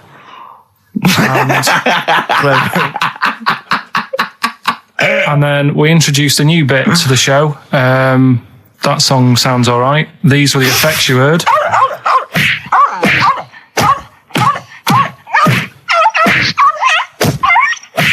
And that was Prodigy, Smack My Bitch Up. Who are you punching there? And could I just say, no animal was harmed in the taping of that effect. There you go. No. Right, so have you got a winner? Yes, Rob Preston from Croydon. He has got all 3 correct, and he wins a selection bag of shite. Exactly. So, so good luck. Enjoy that, Rob. Yeah, if you can. Yeah. Sell it. Record and tape exchange within 40 minutes of receiving it. I imagine one good album that he likes. Bob's in on the tracks for all this bag of shite, please. Should we play a record? Absolutely. Can I just ask now, what are we thinking with Rockbusters? Are we sticking with this, or because I really thought we'd cancelled it? What about that format we've just done where there's like 2? This is another off-air discussion, I think. Well, I just feel the listeners should be able to contribute. They do. Yeah. They phone in and say, the show's rubbish, move on. Can we experiment on Karl? I'm a doctor. Yes. Yeah. Okay. We've got Rockbusters. That's still going no strong. feelings on that. No, but he's said he's going to buck his ideas up. do you want to go on with the other prizes with what we're giving away later? What is this for Rockbusters? Well, We don't give away prizes, we throw away prizes. Yeah, it's cleaning out some drawers at XFM. Go on. I'm just having a quick look through before I... Because we've sort of revamped Rockbusters a bit. There's that extra bit in it now, isn't there? That audio bit. You're selling it, your big sell. We're not going straight into that yet, then. There's a DVD. There's a DVD there. What's that? I'll go through them later, Rick. I just need to absorb it. Don't get excited, mate. Rockbusters, Karl? Yeah. I'm not a champion of Rockbusters, as you know, but I think it's overstayed its welcome. But I'm I think Karl's just giving the fans what they want here. Okay. It's a popular thing, isn't it? Got some good prizes. The press are behind it. Let me tell you what the prizes are. It's a dance music compilation, Cream Trance Anthems 2003. I play a lot of trance on the station. I put that on quite a lot and danced to it myself. There's the original motion picture soundtrack to the forthcoming film adaptation. When you've seen the film, I'm sure that will mean more to you. You like that, don't you? It's a good movie, yeah. Nicolas Cage playing himself and a twin brother. And it's written by it's directed by Spike Jonze. Joined at the, what? No, they're not joined at the hip at all, or at the face. And we've also got the best one-hit wonders album in the world ever. What have we got on there? We've got things like The Crazy World of Arthur Brown, brilliant. Nina, 99 Red Balloons. The Rembrandt. In fact, it kicks off with Nina. Sure. That's followed up by I'll Be There For You, the thing from Friends by the Rembrandts. Yeah. And of course, Breakfast at Tiffany's by Deep Blue Something. Brilliant. Deep Blue Something. Is that the worst name ever? I think it possibly is. No, Sixpence None the Richer. Sixpence None the Richer. That's a pretty bad name. Okay, again, I know we've got a lot of chill-out fans who listen to us. So, the best chill-out album ever. Yeah. Bear in mind, of course, all these prizes collated by Karl from, I guess, people's drawers. Yeah, looking in a drawer. Oh, dearie me. What is it? The only thing probably worth having is it's topical, if nothing else, Karl. A 7-inch by the White Stripes. Merry Christmas from the White Stripes. That was their exclusive Christmas single. So if that's early, isn't it? You get that. It is worth. A lot of people have got to wait 11 months before that's released. Yeah. Or is it last Christmas's? Exactly. And I have never heard of this DVD. Go on. I like to think of myself as being fairly familiar with TV and films, but I have never heard of Stephen King's Rose Red. Welcome to DVD. a place evil calls home. And it's on DVD. It's certificate 12, so don't imagine anything too shocking. And it looks appalling. Is Rose Red Mansion truly haunted? To find out, Professor... Okay, we've got the gist of it. They're not very good prizes. They're cobbled together, but if you've got nothing better to do, call in if you know the answers to these clues. It's Rockbusters. Let's not let them call in, Rick. Please don't let these people call in. No, they're not calling in. It's email only. Carl, don't interrupt me. I'm just... ricky.gervais@xfm.co.uk. Email only. I can't stress that enough. We just don't want to speak to you people. Right, go on. Right, so I give some initials out and a cryptic clue, and it makes up the answer on that. Well, sometimes it does, yeah. Go on. There's two of them. There's a new aspect, which I'll explain about in a minute. The first one is, cryptic clue is, well, if he would have been wearing an helmet, it would have been alright. And the initial there is B, right? So, well, if he would have been wearing an helmet, it would have been alright. B, right? Band or an artist. Second one, why are them Jamaican fellas swinging fish around their head? Okay. Alright, initials fills me with... DS. DS. Why are them Jamaican men swinging fish around their head? Alright. And the final bit to Rockbusters. It's a new bit. Last week I played you this.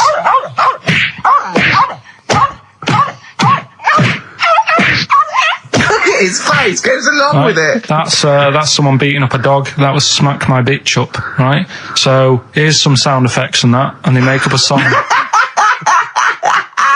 I can listen to him talk all day. Let's have a listen to the effects.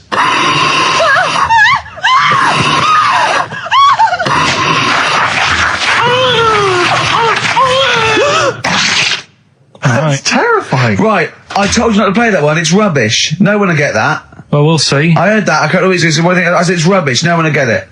No, it's not the one you think it is. Right. So, email in, ricky.gervais@xfm.co.uk and you can win that stuff. I'm a little bit confused. I'm here. I've heard what you're saying. We've discussed this in the past. I don't know what's happening. What's that? Is that a clue? That's a cryptic clue. That's screaming to a song, is it? It was screaming. Well, don't say it. So it should stand up by itself. Don't give them any clue. Hang on a sec. So this is the name of a song. It's not a band or an artist. Yeah, that's so the first two are bands or artists, and the last one is the name of a song. I said we should abandon this. I said we should just pack it in. What, the show? Yes. So, Rockbusters then. Yeah. Get these out of the way. We're running out of time now. I have to say now that we've had no answers that have attempted even to guess all three. Right, you see, that's because you're an idiot. Right, okay, right. Do the questions and the answers. And if I think that it's either too hard or ungettable because it's stupid, we're bidding it. All right. I thought we'd already been. I'm annoyed that. Right, come on, do it quickly. The first one was, well, if he would have been wearing an helmet, it would have been all right. Right, what's the answer? That was B. What's the answer? Busted. Right, that works. All right. That's fair enough. Did anyone get that? I assume some people got. No. People have given up, Rick. People aren't even bothering to contribute. Right, what's the next one? They've just ignored it like it never happened. Busted. Second Busted. one. Busted. Why are them Jamaican men swinging fish around their head? Go on. That was DS. Yeah. 70s band, Detroit Spinners.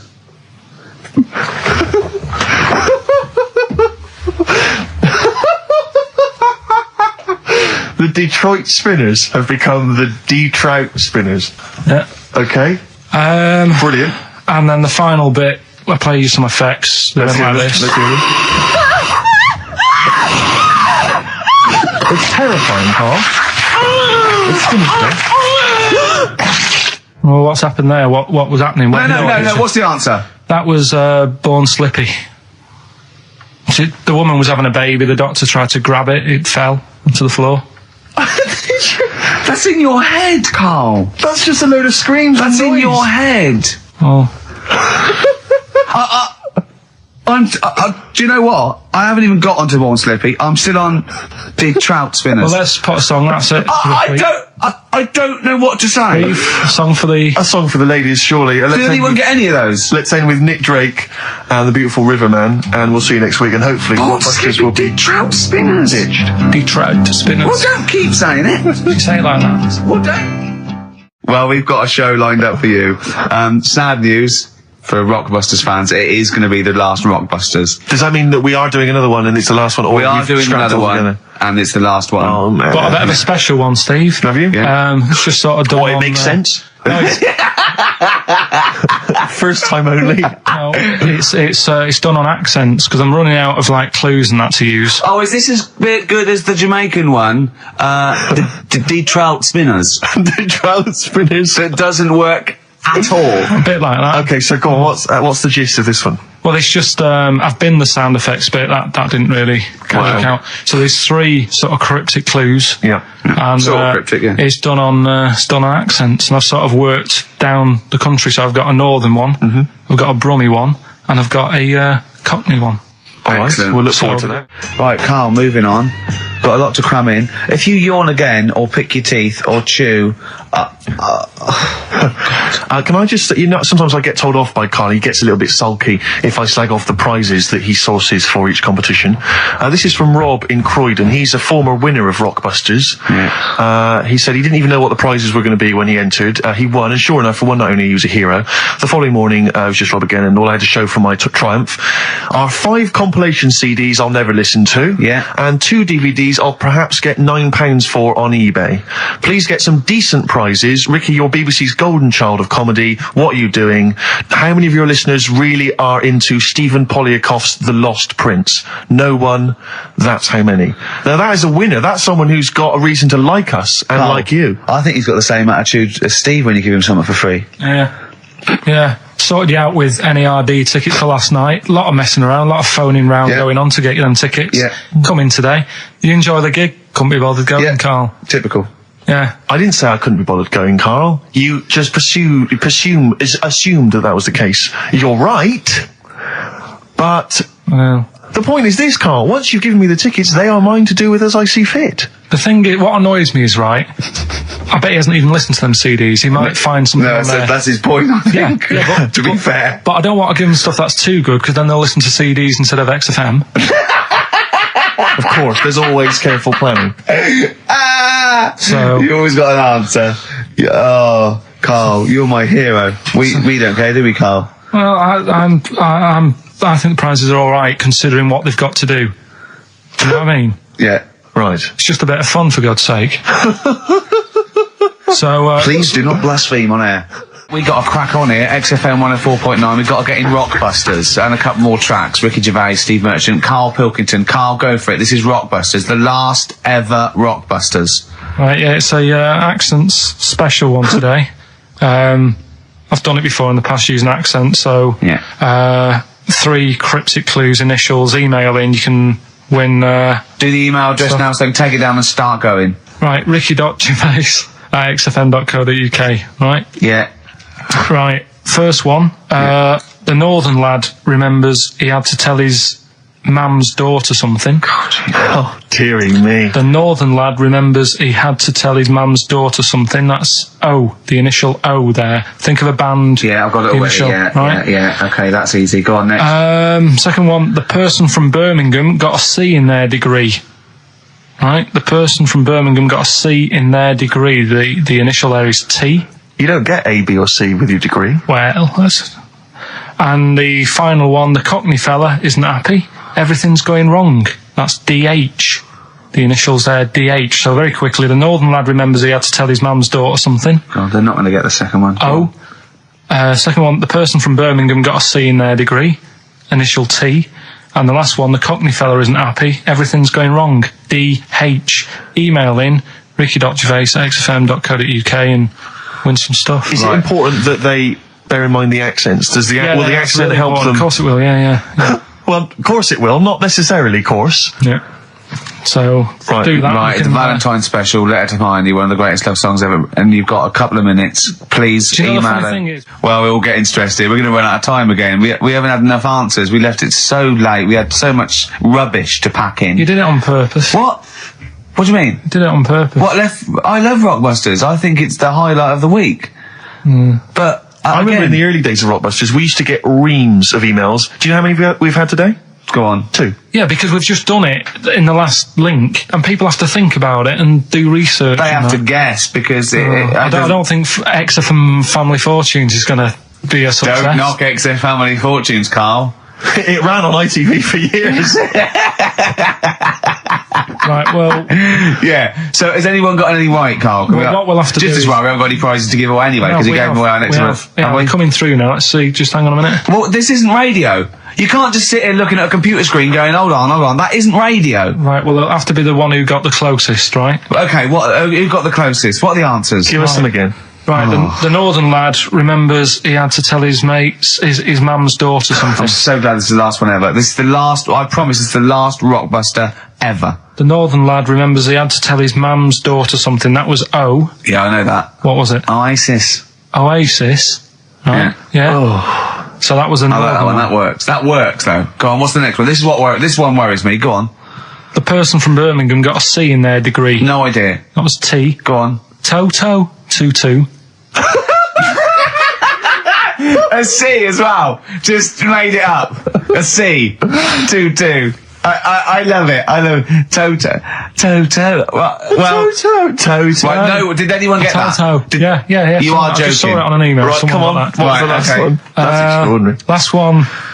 The Cockney fella isn't happy. Everything is going wrong. Going back in time a bit. The initials DH. Going back in time a bit?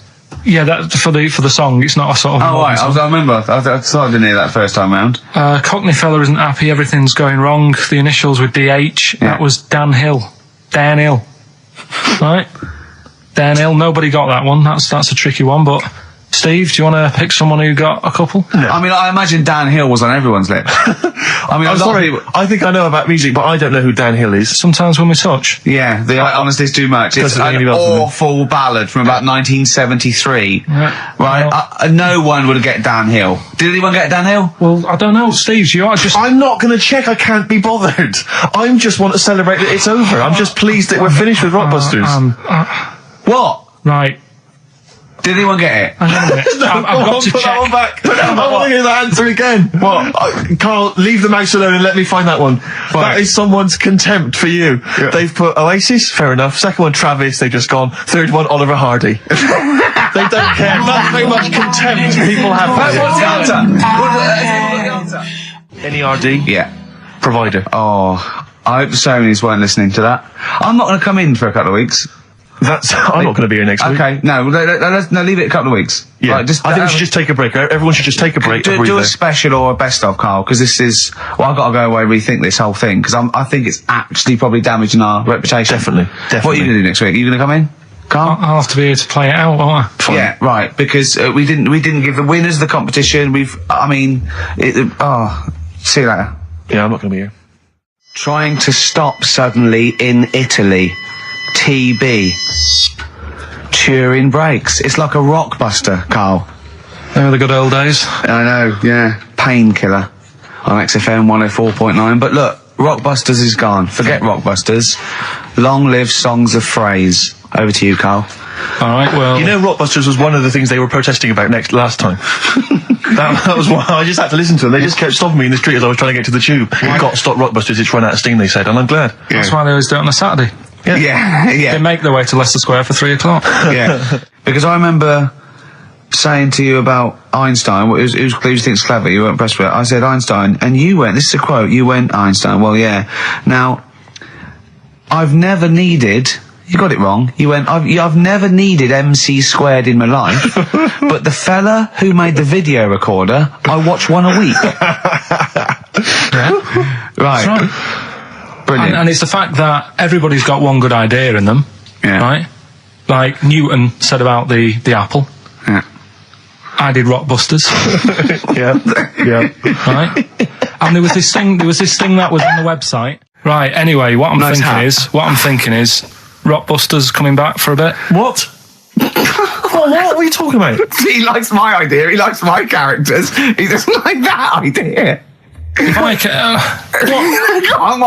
I was going to say, if I came up with With what? with that Chinese fella What was his name for a again? I keep sketch, forgetting. you wouldn't have liked it. Let's do Rockbusters and see how it goes. I know you weren't a fan of it, but Hang on, Yeah, I but thought- to be honest, Carl, he dissed Cheap as Chimps, and we know that's a brilliant idea. Hang on, sorry. We all agreed that Rockbusters was a piece of old toss. no, I didn't. I said it needed And that's why resting. we stopped doing it. I said it needed resting for a bit. I don't remember that conversation. What do you mean it needed resting? We abandoned it because it was appalling. You it started off as a nice idea, but you just gone crazy. None of it made any Let's play a sense. record and come back to this, shall we? What do you want to play? Bit of sugar. Oh, Yeah. Brilliant. That cheer us all I up. don't know why you were thinking of bringing this back. I'm genuinely worried about this. Well, Is that the doorbell? do you want to do Rockbusters, Steve? Now, can we? Okay, do listen. It? With the whole Rockbusters thing, I don't want to be responsible for bringing it back. So I think we should put it to the vote. You should email in. We'll give people 5 minutes to email in. I'll take a straw poll. Do you want to see the return of Rockbusters or not? We're leaving it to you, the audience, to decide. Okay, Steve. I guarantee it's going to be a landslide. They are all going to want it. But why have we ever trusted our listener? We know what they're like. You've just described some of them with a bloke in Waitrose and Columbo's wife shitting herself. So that's the sort of people that, you know what I mean? Yeah. It was weird because the Waitrose guy did ask for my autograph before he was hauled away. So maybe he is a listener. But all I'm saying is maybe the posters have drawn in some fresh blood. There's some people who've maybe not heard Rockbusters before. They're the ones who probably vote for it. Anyone else who's heard it before, surely they're not going to see the return of that. No one wants to see the return of that. What's the number? No, let's email only. We don't want to speak to these freaks. Ricky.Gervais at XFM. I know the fact we don't want to speak to these freaks. We work with one of them. Yeah. God. Yeah. If you want to see the return of Rockbusters, vote yes. If not, no. Tone it down a bit. Let's not do 3. No, it's got to be 3. Otherwise, it's too easy. Oh. Ricky.Gervais at XFM.co.uk. Right, just choose the best one. The Seeker from The Who. Brilliant. Classic rock. On XFM 104.9, I'm Ricky Gervais, with me Steve Merchant, Karl Pilkington. All right, well, unsurprisingly, the overwhelming consensus is that people would like to hear the return of Rockbusters. I should, however, point out just some of the no responses. Let me see what we've got Is here. Dickie Anderson called in yet? Sadly, nothing from Dickers. I think I might make him one of my hilarious sort of comedy characters. What do you think he would sound like? What would he sound like? Sort of probably like that, I think. Ding dong. Hello. Hey, it's Dickie I Anderson. can't believe it. Your show's rubbish.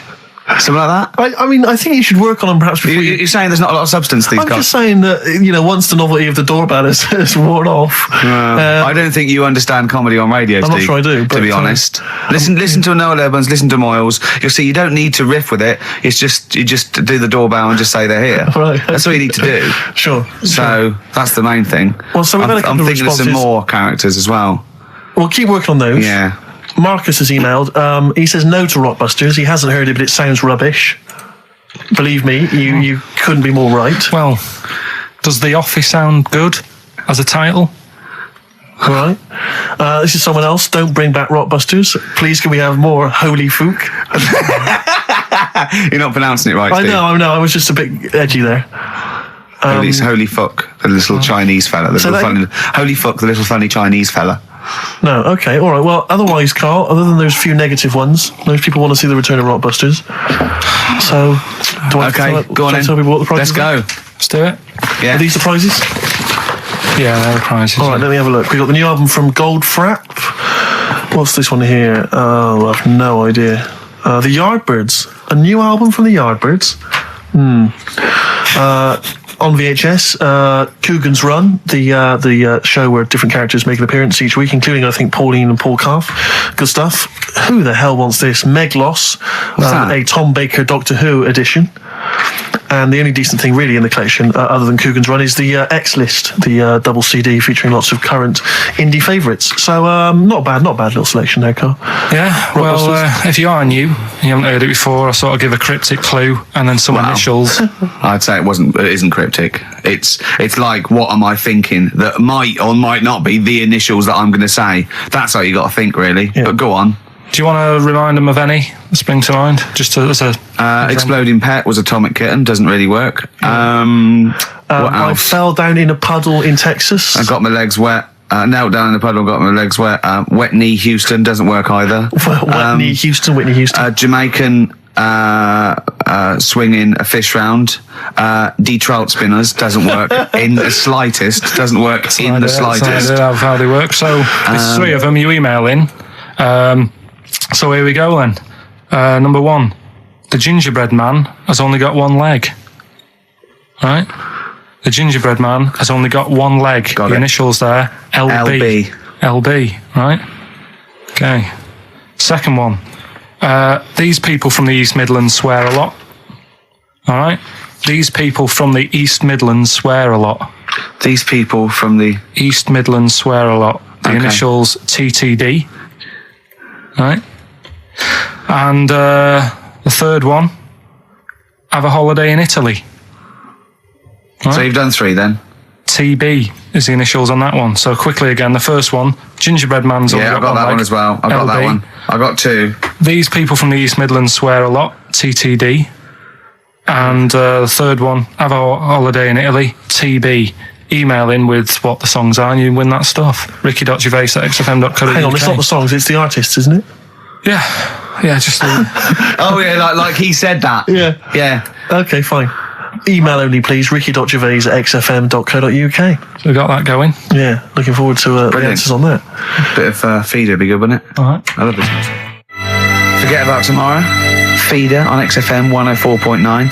We've had a response from Dickie Anderson. Dickie Anderson, our number one fan, although not a man who's, he's not afraid to criticise constructively. Yeah. And he's simply emailed in, surely your show is bad enough without bringing back Rockbusters.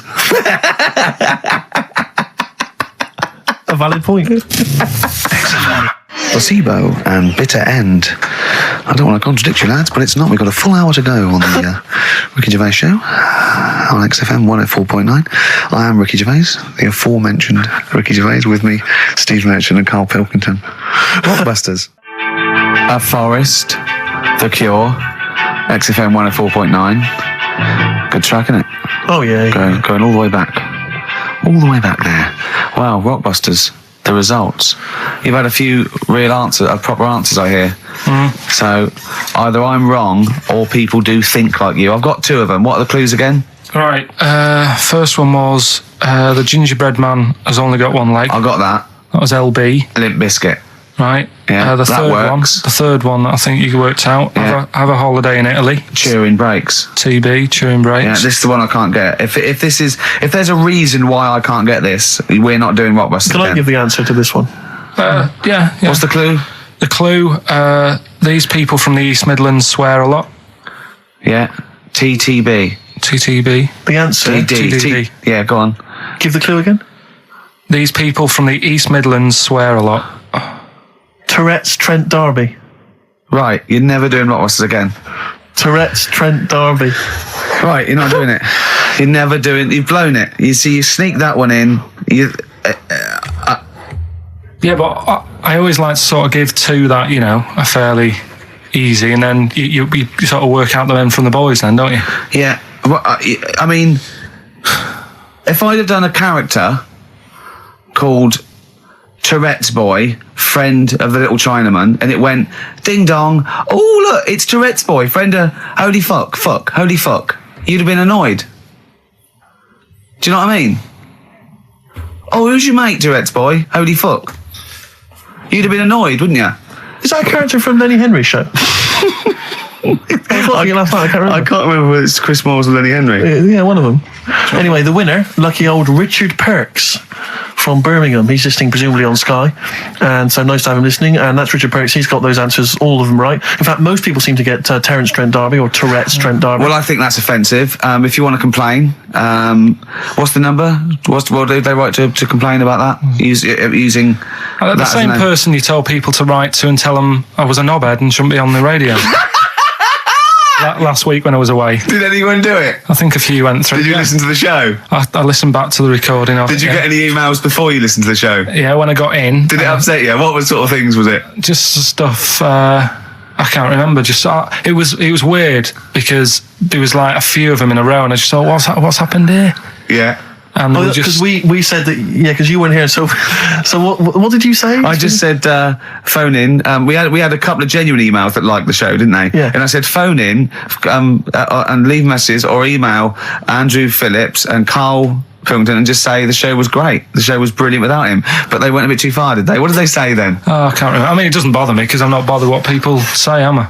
No. Do you know what I mean? No, you don't care what you say to people either. Poor little Robin, he looked crushed. Whatever. Well, it doesn't matter because he's doing well at what he does. He couldn't even hitchhike home because they wouldn't stop because his thumbs didn't show up. He couldn't. He was waiting there for ages by the side of the road. Do you know the difficulty he has buying gloves?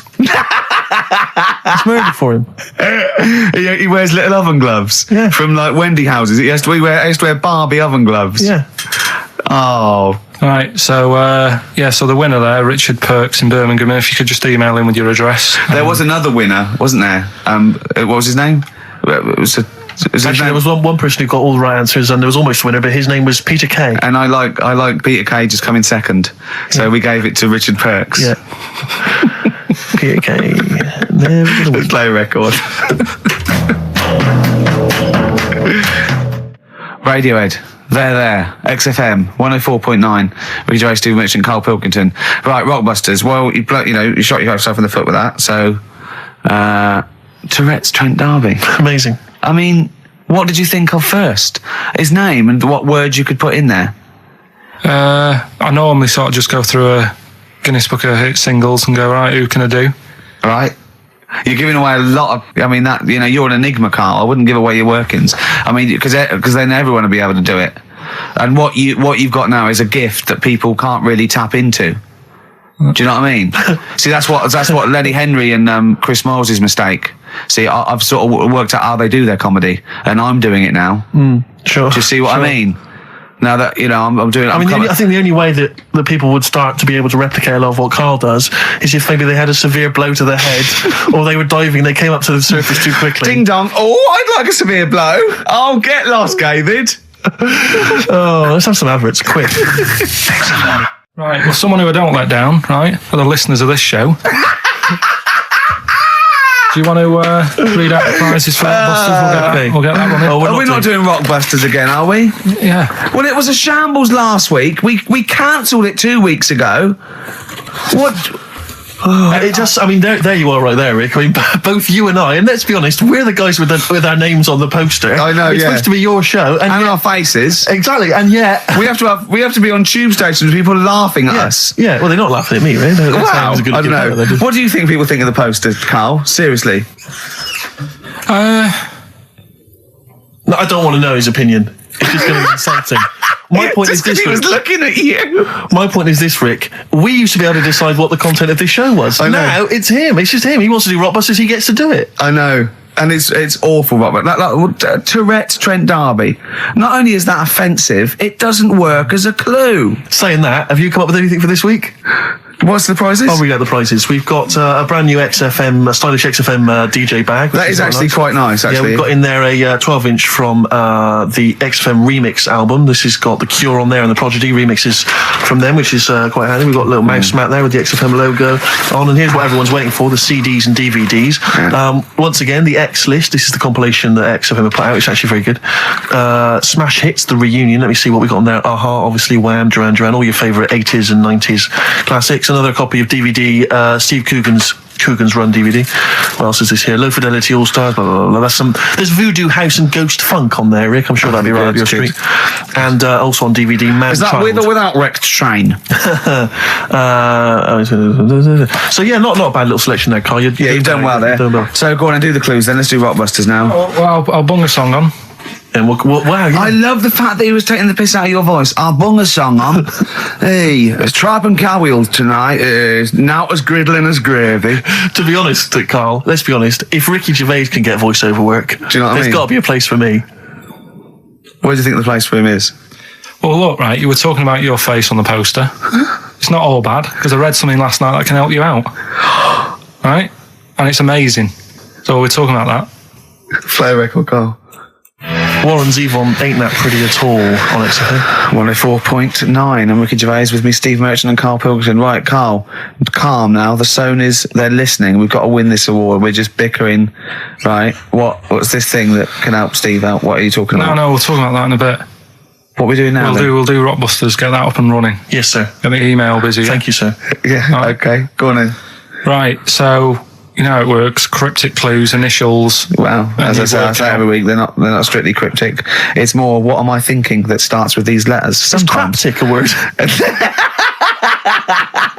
Is that a word? Cryptic? Because anyway. Oh God. So last week, one of them was these people from the East Midlands can't help swearing. Yeah, Tourette's Trent D'Arby. Tourette's Trent That's D'Arby. the sort of shite we're dealing with to try and get a Sony. Right, so here's the clues and that. First one. And that. What are we after here? The artist? Yeah. The band name or solo artist? It's, I'll tell you in a minute. Okay. Right. Go on. So the first one, the hitchhiker needs a lift, but in something bigger than a car. Go on, what's the initials? VH, right? The hitchhiker needs a lift, but in something bigger than a car. Yeah. Right? Second one, don't be selfish, and some of it out to your mates. Right. The initial there is C. Right? Yeah. Don't be selfish, and some of it out to your mates. And the Sure, third that's one, not what is Karl. He's selfish. no, Begins with C. right? And the third one, the Scottish fellas can't get into their emails. Right, okay. The Scottish fellas can't get into their emails. Go on then. Right, the initials there, KL. Right, so quickly again, the hitchhiker needs a lift, but in something bigger than a car, VH. Yeah. Don't be selfish, and some of that out to your mates, Right. that's C. This is your last chance, Karl. And the Scottish fellas can't get into their emails. If I hear KL. anything like Wetney Houston or D Trout Spinners or Tourette's Trent D'Arby coming out of this, we're never doing it again. Okay? Have you got monkey news for this week? Don't know if I want to do it this week. So, just because breakfast do it and that, and just leave it maybe this week. See what happens. See if we need it. We'll see. Sometimes I don't know. Play a record a minute, Karl. I'll talk to you off air. Play a record. Well, what? What's the email address again? ricky.gervais@xfm.co.uk. Okay. Right? That's where the email the answer's in. So we've got to remind you whose show it is. Play a record. All right, Rockbusters, that's what I'm thinking. Straight to it. Go on then. Who's the winner? Right, We've got to do the clues again. Right, the first one was the hitchhiker needs a lift, but in something bigger than a car. Yeah. Snappy. Go on. VH. Yeah. Right, that was Van Halen, Halen a van. because he wanted something bigger than a car. That's the first one. Yeah. All the Second one. tenses are mixed up. Everything. It's just go on. Second one, don't be selfish, and some of that out to your mates. That was C. That was share. All right. It's all right. Yep. And the third one, the Scottish fellas can't get into their emails. The initials there, KL. They Kenny logins. Right. That's the last time we do Blockbusters. That is the last time we do it. No. It is. That's the last time. Give the prize to someone. Kenny Loggins. I'm going to give that one to Kenny Loggins. Helen Perrott. She has emailed in, and actually, Helen, I need you to email in your address if you would, so we can send you those goodies, DVDs in the bag and stuff. But who would get Kenny Loggins then? If the clue was good, who would get Kenny Loggins? What did he do? Footloose. Yeah. That famous film about where dancing was banned. Yeah. In that nebulous... Yeah. That's an extraordinary film. I saw it once in America. Like you say, Kevin Bacon in a town where dancing has been banned. I was watching it. It was like if aliens had been watching Earth, but only monitoring us through our TV and films, and then tried to make a film about humans. That's the film they'd end up with. What do you think? What do they think of Queen the musical? Because they're, of course, rock and roll's banned, isn't it? In the future. I'm not looking forward to the future, Rick, where feelings and emotions are going to be banned. I can't believe it. Where's our hoverboards? Yeah. Well done to Helen Perry. Is that the last time we do Rockbusters? No. Yeah. Do it again. Yeah, after the break, Monkey News. No, we'll play. We'll do a break. Don't know about Monkey News. Got some other stuff as well. We'll do Monkey News after the break. Band of Gold by the artist who featured in a recent Rockbuster clue, which was, I think, the Jamaican fella needs an aspirin for his head, and it goes, of course, to free the pain. Brilliant. Rockbuster's coming up, isn't it, Carl? We set it up now. Get it going. No, let's. I thought we weren't doing this anymore. I know. I don't know what happened. I don't know. I mean, but I mean, we're shooting off in a couple of weeks, so yeah. What difference does it make? Well, we might as well. Now you've mentioned it, it's a good time. Go on then. Right. 3 cryptic clues like the one you just heard there. First one. Cryptic. I like that. Is cryptic a word? First one. My younger brother spotted you the other day. Right. That's the cryptic clue. My younger brother spotted you the other day. The initials JS. JS for the band. Second one. That champagne belongs to the Boxers kid. The way he looks up, like it's Oscar Wilde. Yeah. It's That champagne belongs to the Boxers kid. The initials are AM. And the third one, the Vibrators, and the initial B. What? Right? The Vibrators, and the initial is B. So the first one, the younger brother spotted you the other day. Oh, I know that one. That's ridiculous. JS. The phone's going. Second one, that champagne belongs to the Boxers kid, AM. And the third one, the Vibrators, the initial B. So email in, and you win. You can say the prizes later, can't you? Well, I tell you what, this is terrible. I mean, we didn't even say the prizes. We weren't going to do this. The phone's going. Look at the phones are going mental. Right, well, Carl, did you ever do paintings and drawings at school and then bring them home and your mum put them on the fridge? No, not really. I never brought them home. What, did you just screw them up and throw them in the bin? I just left them at school. Yeah. Because I'd never had a bag. Alright? We should give the Rockbusters clues again, one final time before we give out the answers. And I should mention the prizes as well. If you still want to enter, we've got various things, a couple of CDs, a smash hit CD. Like looking into a mirror. Let's move on from that. Club Anthems 2003, Strange and Beautiful. Eh? I hate being nude anyway. Why? What do you mean you hate being nude? It's not normal if you walk about. Do you walk about the house without on? No, because we've got windows. Yeah, but alright, with the blind shut or whatever. Well, I have a bath. No, but say like with Jane and that. Are you happy walking about? No, just think, no. I'll walk around in my pants or a towel. I won't purposely walk around nude for the sake of it. No. No, I know. But I in the morning I don't mind when I get up. Yeah. Go for a shower. But I don't sort of flaunt it about. I just wondered if that's normal or. Well, no. What do you mean? Is it normal? If there's no one can see you, then no, like but your girlfriend's in and that. But what I mean is, it's like you can put a pair of pants on, can't you? Do you know, all I'm saying is... Well, put Steve's on if you want. Yeah, 30 quid. What do you want to do? Do you want to put a pair of pants on now? No, it's just like you're asking me to do it for a pen. What would you do, right? What would you do, right, if you did that thing with Steve and you left your pants in there, you went and you put his on, but it was sort of like, it was damp. Right, so Rockbusters then, we'll get this out of the way, right? So the prizes, Carl... mentioned there's a number of CDs. We've also got Wild Weather, a fascinating, it looks like 2 VHS set about weather, about various weather conditions around the world. That must be selling like hotcakes. Sean Lloyd could be in that now. Yeah, indeed. And also signed by Norman. It's Fatboy Slim's Big Beach Boutique. That must have been troublesome for the station that has close ties with Norman to get hold of. But well done. And that's Fatboy Slim, Big Beach Boutique. So yeah, there's a number of not bad prizes to give away there. And the clues were, Carl? First one was my younger brother spotted you the other day. The initials JS. We had that champagne belongs to the boxer's kid. That was AM. And third one, the vibrators. That's rubbish, that one. And the initial B. We'll give away the prizes and the answers next. What, we going to play a record, or what we got coming up? We got Monkey News. Yeah, we got that. We got We've got loads, too numerous to mention at the moment. We got any adverts? got some of them. Oh, brilliant. Cram them in later. Excellent. Look forward to that. Joe Jackson. Good track. Good tune. Well, it's on. Different for Girls. Joe Jackson on XFM 104.9. A retro cut. Bit of Monkey News would be good, Carl, if you got that.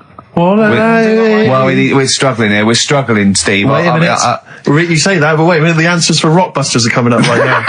So you thought people were turning off? Oh, my God. What have we done? We've done Take My Shoes Off for Money. Take My Shoes Off for Money. We've done that. We've done, oh, look at these funny postcard breasts.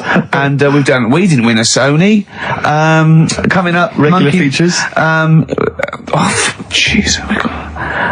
We've got nothing, have we? Come on. Sometimes it's good. Come on, Carl, save us. You've got to save us. So Rockbusters answers now. We're doing them now, Steve. Yeah. Right. First one, my younger brother spotted you the other day. Yeah. The initials there, JS. That was junior senior. Right? Yeah, good. I'll give you that. Second one, that champagne belongs to the boxer's kid. That was AM. That was Alison's Moye. Alison's Moye. Alison Moye. Sorry, just give us the clue again. That champagne belongs to the boxer's kid. So, Muhammad Ali's son. Yeah. Right. Alison's Moye. Yeah. Brilliant. And then third one, always an easy one in there for everyone so they can take part. The vibrators, the initials B. That's Buzzcocks. You can't say Cox. That's why that's why you can't say Cox. Have we got a winner? We have indeed. I chose him because his name amused me, which is a bit harsh. It's not Mr. Tits. No. Gerald Preston. Sorry, Gerald. I don't know why that tickled me. It's so unfair. It only tickled me because it's not funny. There's so nothing funny with Gerald Preston. There is nothing funny. I think it was because it sounded like it was a man of a different generation. I think that was why Gerald Preston. It sounded like... That's terrible. I know. Right, Gerald, there's nothing funny about that name. There's nothing funny about the name, Gerald. Steve just made me laugh. He knew. I don't know why that made us funny. It made us laugh, but it just tickled me. But Gerald, whatever you think of your name, don't worry, because these prizes include Fat Boy Slim. About Gerald Preston. I don't know, Gerald, if you're a fan of Wild Weather, but you've got a 2VH set coming to your way, so you certainly will be interested in extreme weather conditions by the end of that, I would have thought. Plus some arbitrary CDs. So good luck, Jerry. Oh dear. Excellent. Right, brilliant. Good. That's that sorted. Right, let's have another tune and then maybe some Monkey News. Yeah. Right, Rockbusters, what have you got for us, Karl? Right. There we go then. 3 clues. 3 cryptic clues. Couple of initials. Email in ricky.gervais@xfm.co.uk. Win some stuff. Do you want to go through this stuff? Yeah. You get them. You're definitely improving yourself as weeks go on. We've got a 3 CD set of the best of Inspiral Carpets. How they've strung that over 3 CDs, I've no idea. Yeah, I know. Extraordinary. A number of other CDs, all of which are okay, plus a T-shirt and a copy of Marion Jeff Series 1 on DVD. Not bad at all in an XFM bag. Right, he's noticed X-Men 2 isn't there, because it's not out yet, but it is at the cinema, so I think Hayley should go with, what's his name? Shut up. Okay.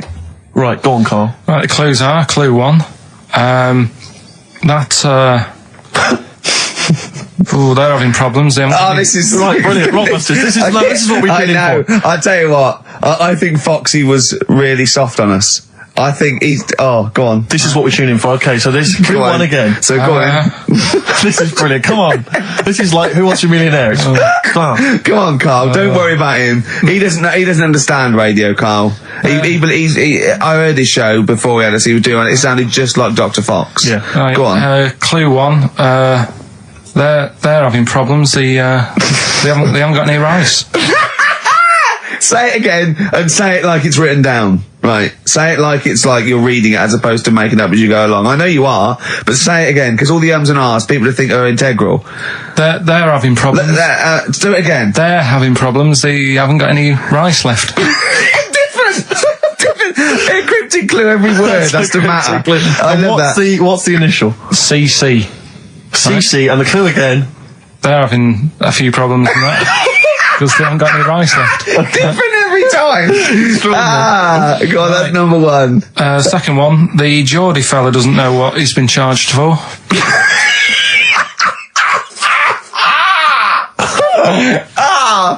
Okay, and what's the initials there? BW.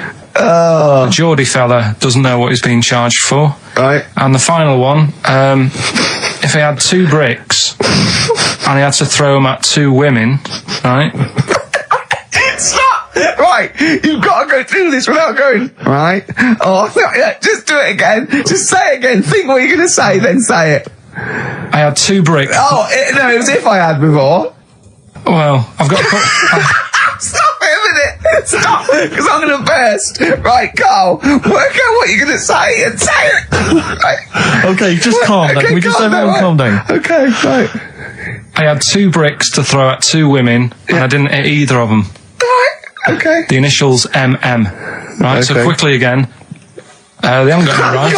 I've got that, and it's brilliant. That is a brilliant one. Okay. Right, they've run out of rice. They've got problems on their hands. CC. Right, the second one, Geordie fella doesn't know what he's being charged for. Right, BW, and I had 2 bricks to throw at 2 women. Didn't hit any of them. Right, that's MM. Email in ricky.gervais at XFM. Brilliant, play a record. Win some stuff. It's email only, ricky.gervais at xfm.co.uk. Life on Mars by David Bowie on XFM. Right, come on, we're running out of time. Blockbusters. The results in... Sorry. Oh, what a giveaway. Oh, no, embarrassing. I've given it away. Straight into monkey news. Go on then. Rockbusters, what were the clues? The clues were, the first one was, they're running out of rice, so they've got problems. That was CC. That was China crisis. Right? Okay, yeah, if they ran out of rice in China, it would be a crisis, fair enough. Second one, the Geordie fella doesn't know what he's being charged for. Right? That was Bill Wyman. Brilliant. Yeah. Brilliant. And the third one, I had 2 bricks to throw at 2 women, and I didn't hit either of them. That was Mister.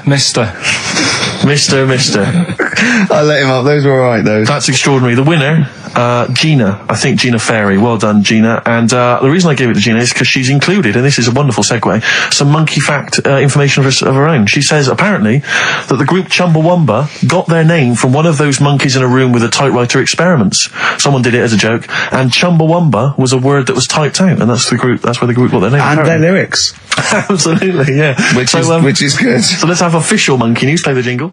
104.9 XFM. You alright?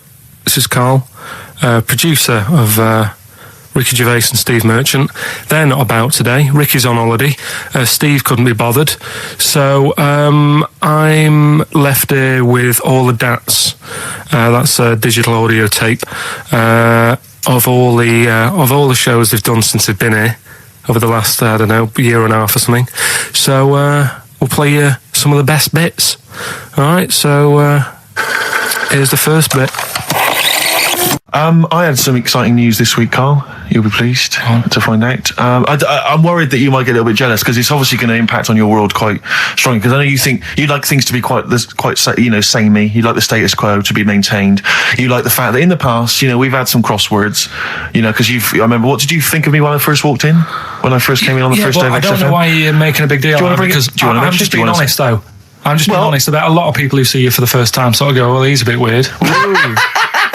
I know that, Steve, that you brought it up, and then you're again. But I'm sure that wasn't what he said before. No, did he say before? Well, he's a bit weird. Yeah, well, he looked at you, and I knew. I could see by the look on his face. You know when your kid and your kid's sort of scared of something, and they go, "Why's your kid?" He goes, "Oh, he doesn't like pigeons or spiders." Right. It was like that when I saw Karl, and I brought you in, and I went, "What do you think of that, Karl?" I could see the look on his face that he was disturbed. Sure. And then, as he said, you get used to it, don't you? Yeah, you get used to it. And you have changed a little bit. Your hair's a bit smarter now, and you got some nicer glasses and that, I think.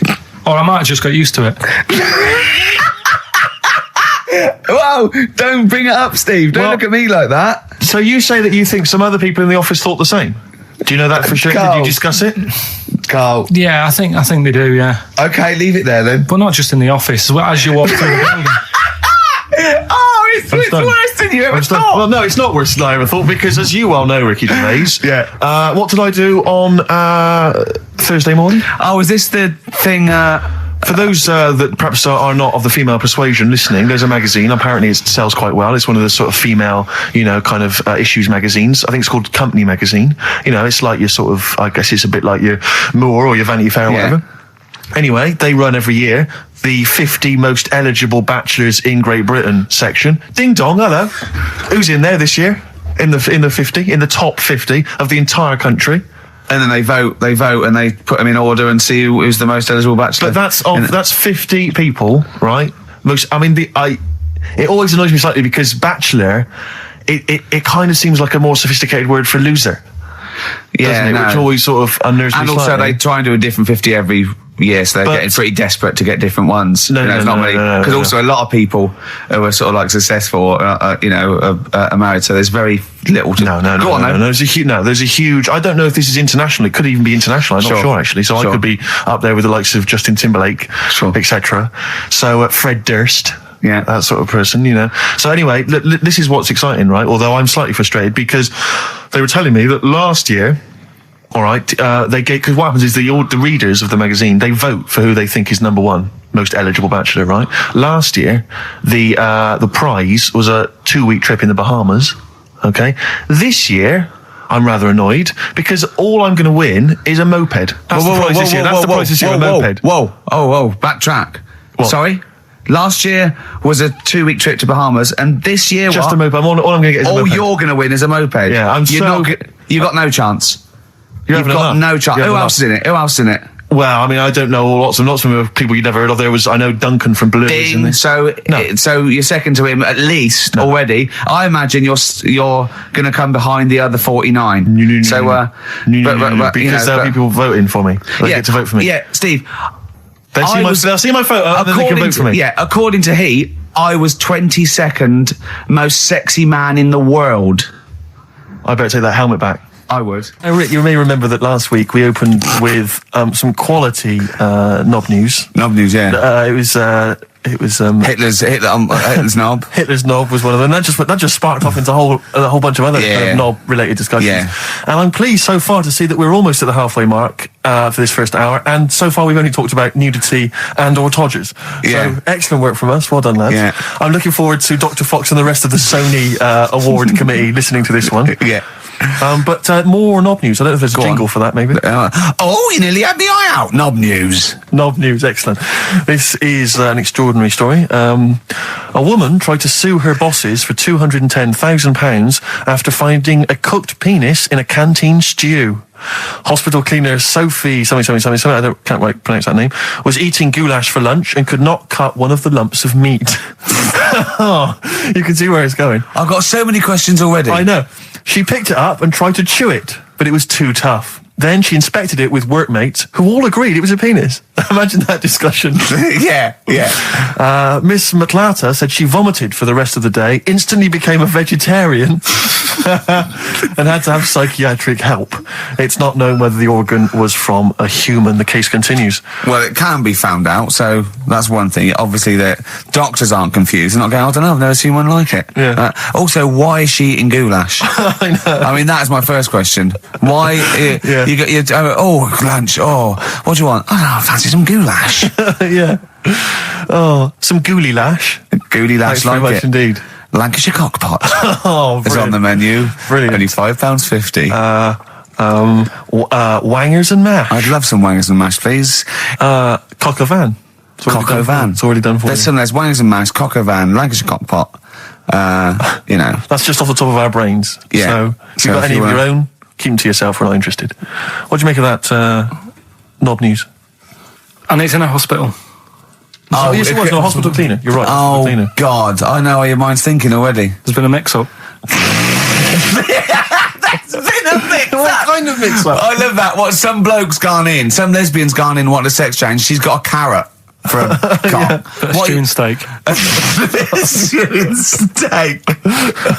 That would be great. So on then, do a film review, quickly. Right. Well, today on film review, we're doing classic films, and today we're looking at Elephant Man, John Merrick, one of his better pieces of work. It's a sad film. I've never really been able to watch it all the way through. Sorry, John Merrick's better piece of work was him being the Elephant Man, played by John Hurt. Yeah. Go on then. Sad film. When I was younger. Tell us a bit about it. What is it about? Who's John Merrick? It's about a fella who's got a funny head. Right, tell us this. And, he lives in, I think he lives in London, in like about the 1930s or something like that. And he's being picked on all the time and stuff. And first time you watch it, you'll probably cry a bit. And then the second time you watch it, you're just sort of thinking, God, that would be bad. Sort of having a head like that being picked on all the time. Then the third time you watch it, you might think, how does he get his jumper on?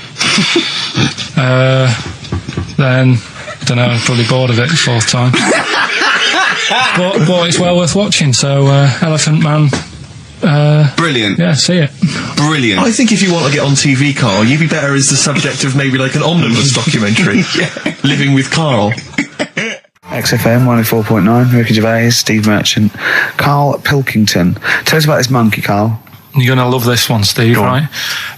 So last week we were talking about how, like, a lad left his family because there was problems at home and that. He went and lived in the wood. He got airy, right? No. Leave it there, Rick. We haven't got time to go into it. Right, so... That's what happened. And that's what happened. He lived with the monkeys. He went airy. That's what happened. Looked into some other stuff about, like, airy kids and all that. Yeah. Came across this story about a bloke, right, who worked in a zoo. Oh, dear. Right? So... Trouble's brewing. Loving his job and that, but it's quite a lonely sort of job because you don't see many people. You're just dealing with animals all the time, right? So anyway, he gets a bit pally with a monkey because it's the closest thing to a human. Well, that ape is. Right. Yeah, but you can't really go that close to apes. It's dangerous. What do you mean? What type was it? Do you Just mean let him tell the story. Was it a chimpanzee? I reckon it was a chimp, yeah. Yeah, You don't even know, so it was it's a an chimp. ape. It was a chimp. Yeah, but it doesn't matter, does it? So he gets pally with him. Right, so he gets pally with him. Well, do they go on holiday together? Well, no, I mean, it starts On the pool together. starts off just checking each other out and, probably sharing lunch and that together. Yeah. Right? Anyway, this goes on for a while. They're getting on well on that. And then after a while, right, the monkey starts sort of imitating him a bit more and sort of walking upright. Oh, God. Yeah. Right? So he thinks, that's a bit weird. Anyway, they get on really better and what have you. So he thinks he could live at home with me, because we're getting on the storm. Yeah. Right? So he takes him home, and before Is this the beginning of Beneath the Planet of the Apes? I think it is. I think you've seen this on video. I'm worried, because he's already imitating him and they're moving in together. I'm thinking it's maybe a bit like Single White Female. Single White Zookeeper. Oh, brilliant. Right, so anyway, so it's moving in and it's getting used to sort of the normal human life. He's having a cup of tea in the morning. Yeah, PG tips. He finishes the day off with a dear. Finishes the day off with what? He doesn't have to move a piano at one point, does he? Finishes the day off with a little brandy. Yeah. What, he pours himself on. Is he wearing a smoking jacket? Yeah, I'll tell you what, Karl, you're a maniac, mate. No, this is why it attracted me. It's amazing, right? So he's having his brandy and that, loving his life. Next thing you know, he sort of, I don't know if he loses it or he gets shaved, but the top half of his body is hairless. Right? Apart from his head. Right, so he's got a nice... So it's the opposite of the kid. Well, yeah, this is what I'm saying. That would happen. Right. Well, hang on, but so you don't know if he's shaved or if it's How did it say? Then the hairless... What? I'll bring it in for you, the story, and then you can see if I've gone wrong. Keep going. Anyway, so this is going on, and he's having a great life. Then the zookeeper starts getting a bit annoyed because he's having a better life than the zookeeper. The zookeeper's in the zoo. This is such So the rubbish. zookeeper's still got to do a day's work. The monkey's at home, he's partying, Well, he's it got gets his to a other point when he says there's no point you coming in to the zoo because the whole reason of you being there was because you're being kept there. Right. And he didn't want to bring the memories back, so he said, you stay at home. So You're talking such... Just let him finish. God, I don't know if I can sit here and listen to this drivel. I'm fascinated. It's nearly over anyway, right? It sounds extraordinary, Karl. So he's walking up, right? He's having a tea in the morning, finishing the day off with brandy. Gets a bit out of hand, only tries it on with the zookeeper's wife.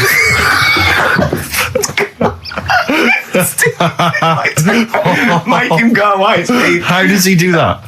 Well, because he's around humans a lot, he becomes a bit of a charmer. And But what is it that he could do to seduce her? Pick fleas out of her? He didn't say. He was built. Yeah, he was well done. So what about that? What do you mean, what about it, Carl? It's obviously not true. I don't understand how... I love the fact he becomes a charmer. He's got better taste in brandy. Exactly. And what was it that he was doing that seduced her? I don't know. Maybe because he was at home more than the zookeeper was. But what would he be doing, Carl? He's not going to be talking with her. They're not going to be playing Trivia Pursuit. Maybe she liked the silent type. He didn't go into that. He just said that's when the trouble started. Carl, play a record. Right. Is that what Suzanne did when she brought you in? That was Radiohead and They're There. We're Not Here, all right? Pre-recorded. Coming up is one of Carl's little things. Enjoy it. Something else we're giving away. The Shining. It's just more throwing away, isn't it? Once again, is it on video? Once again, it's on VHS. Just because you buy it out of your own money, Carl, stop being so mean. And I want to watch it tonight because it's one of those films that... So you're going to watch this video and then you're going to send it to someone as a prize? Yeah, it's one of them films that... Sorry, what, you just said yes to that without blinking? Oh, yeah. You don't think, like, Les Dennis doesn't have a quick go in the car on Family Fortune before he gives it away? It costs Jim Bowen $5.99. has a go at those his and her towel racks. It costs $5.99, Carl. Okay, this is Carl in the classic The Shining. And what's the question? Well, we might ask that afterwards. Okay, then.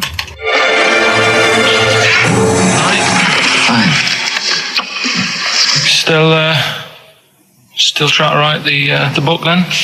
Yeah? Yes. Good.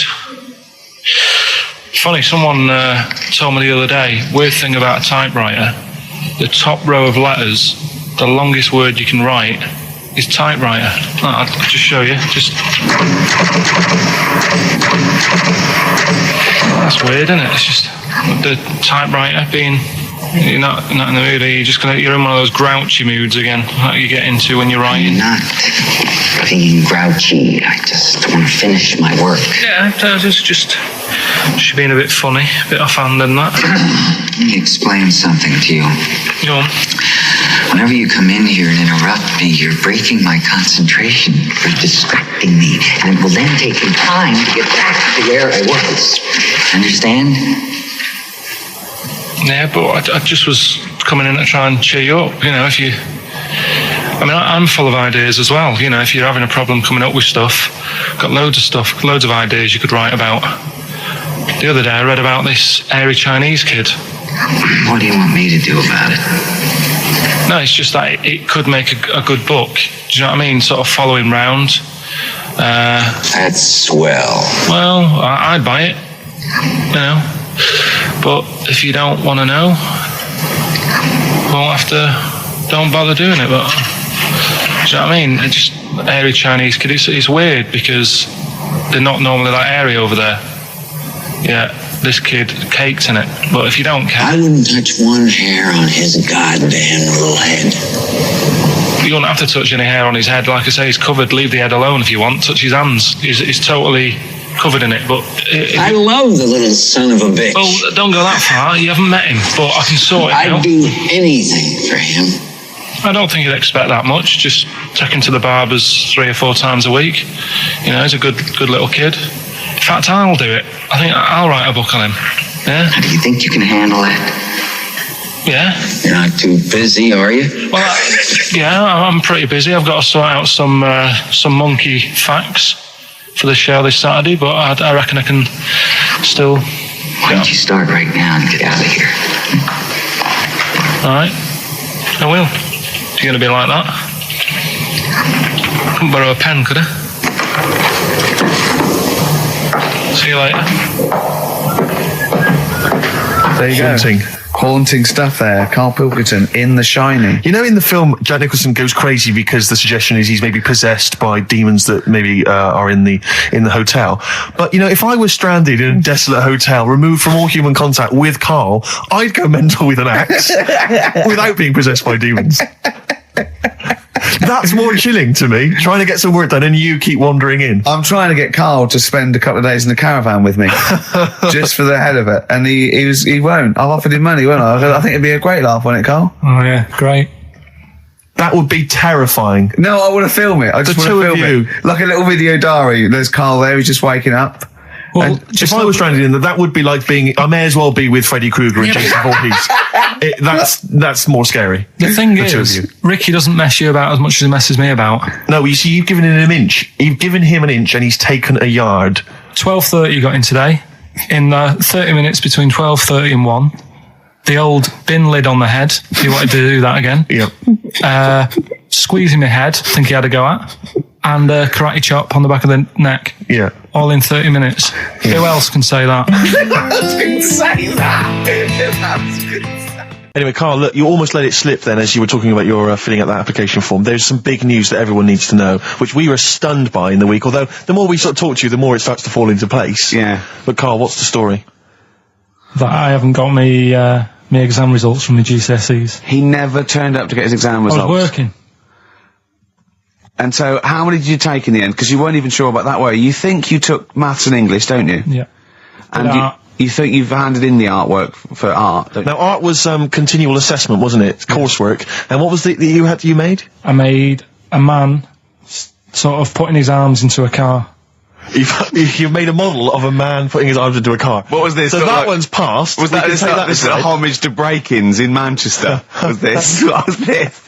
Oh look, he does what he sees. Yeah. So you've got that. That's safe. You've definitely got that one. So you've taken art, you've taken English and maths, you think? So this is what we're going to do, listeners. We're going to try and find out his exam results for him and tell him next week. Live on air. We're going to call his school, we're going to try and track him down, and we are going to have a little envelope, and we are going to give Karl, at the age of 29, his O-level results. GCSEs, yeah. Now, Karl, so you took maths, yeah. You think you took English, do you remember turning up to do those? Do you remember sitting in the room filling in the forms? Yeah. Okay, and how did you feel you did? I don't think I did well. You don't think you did well? Did you revise? No. Why didn't you revise? Because I don't really believe in it. Okay.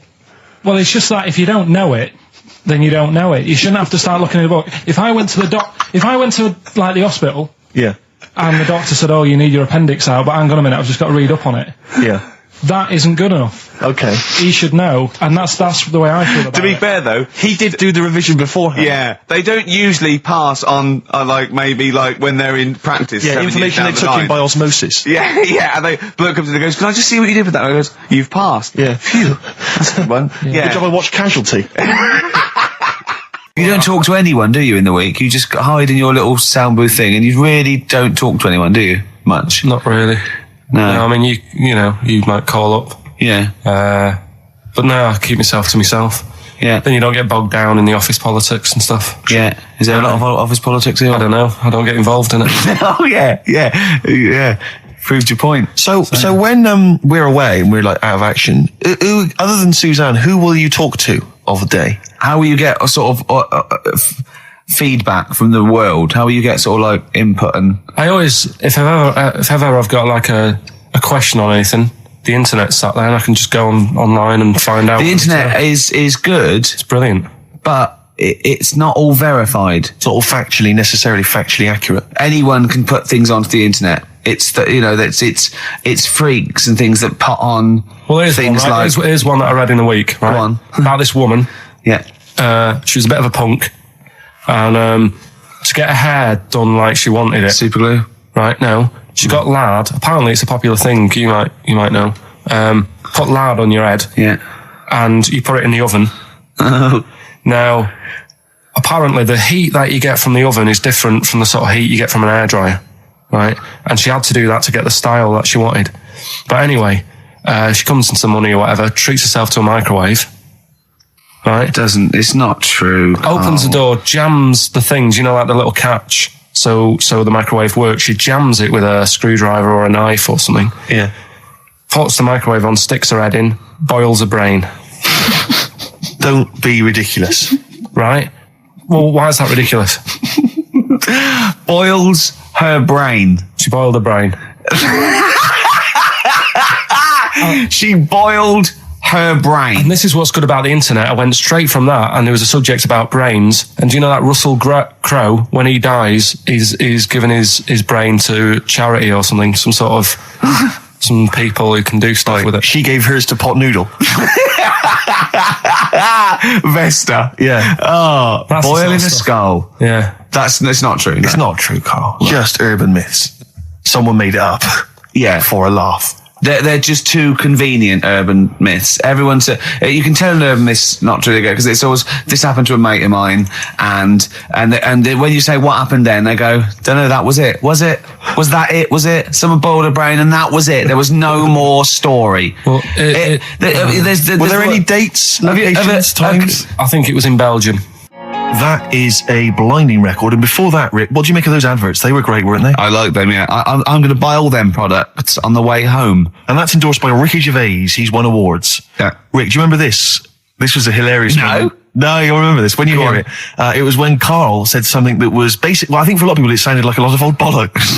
Man grows penis on his arm. I mean, why people are constantly losing their penises around the world? I've no idea. But why? I didn't realise it was a bit. What do you mean why on the arm? It's just a graft, isn't it?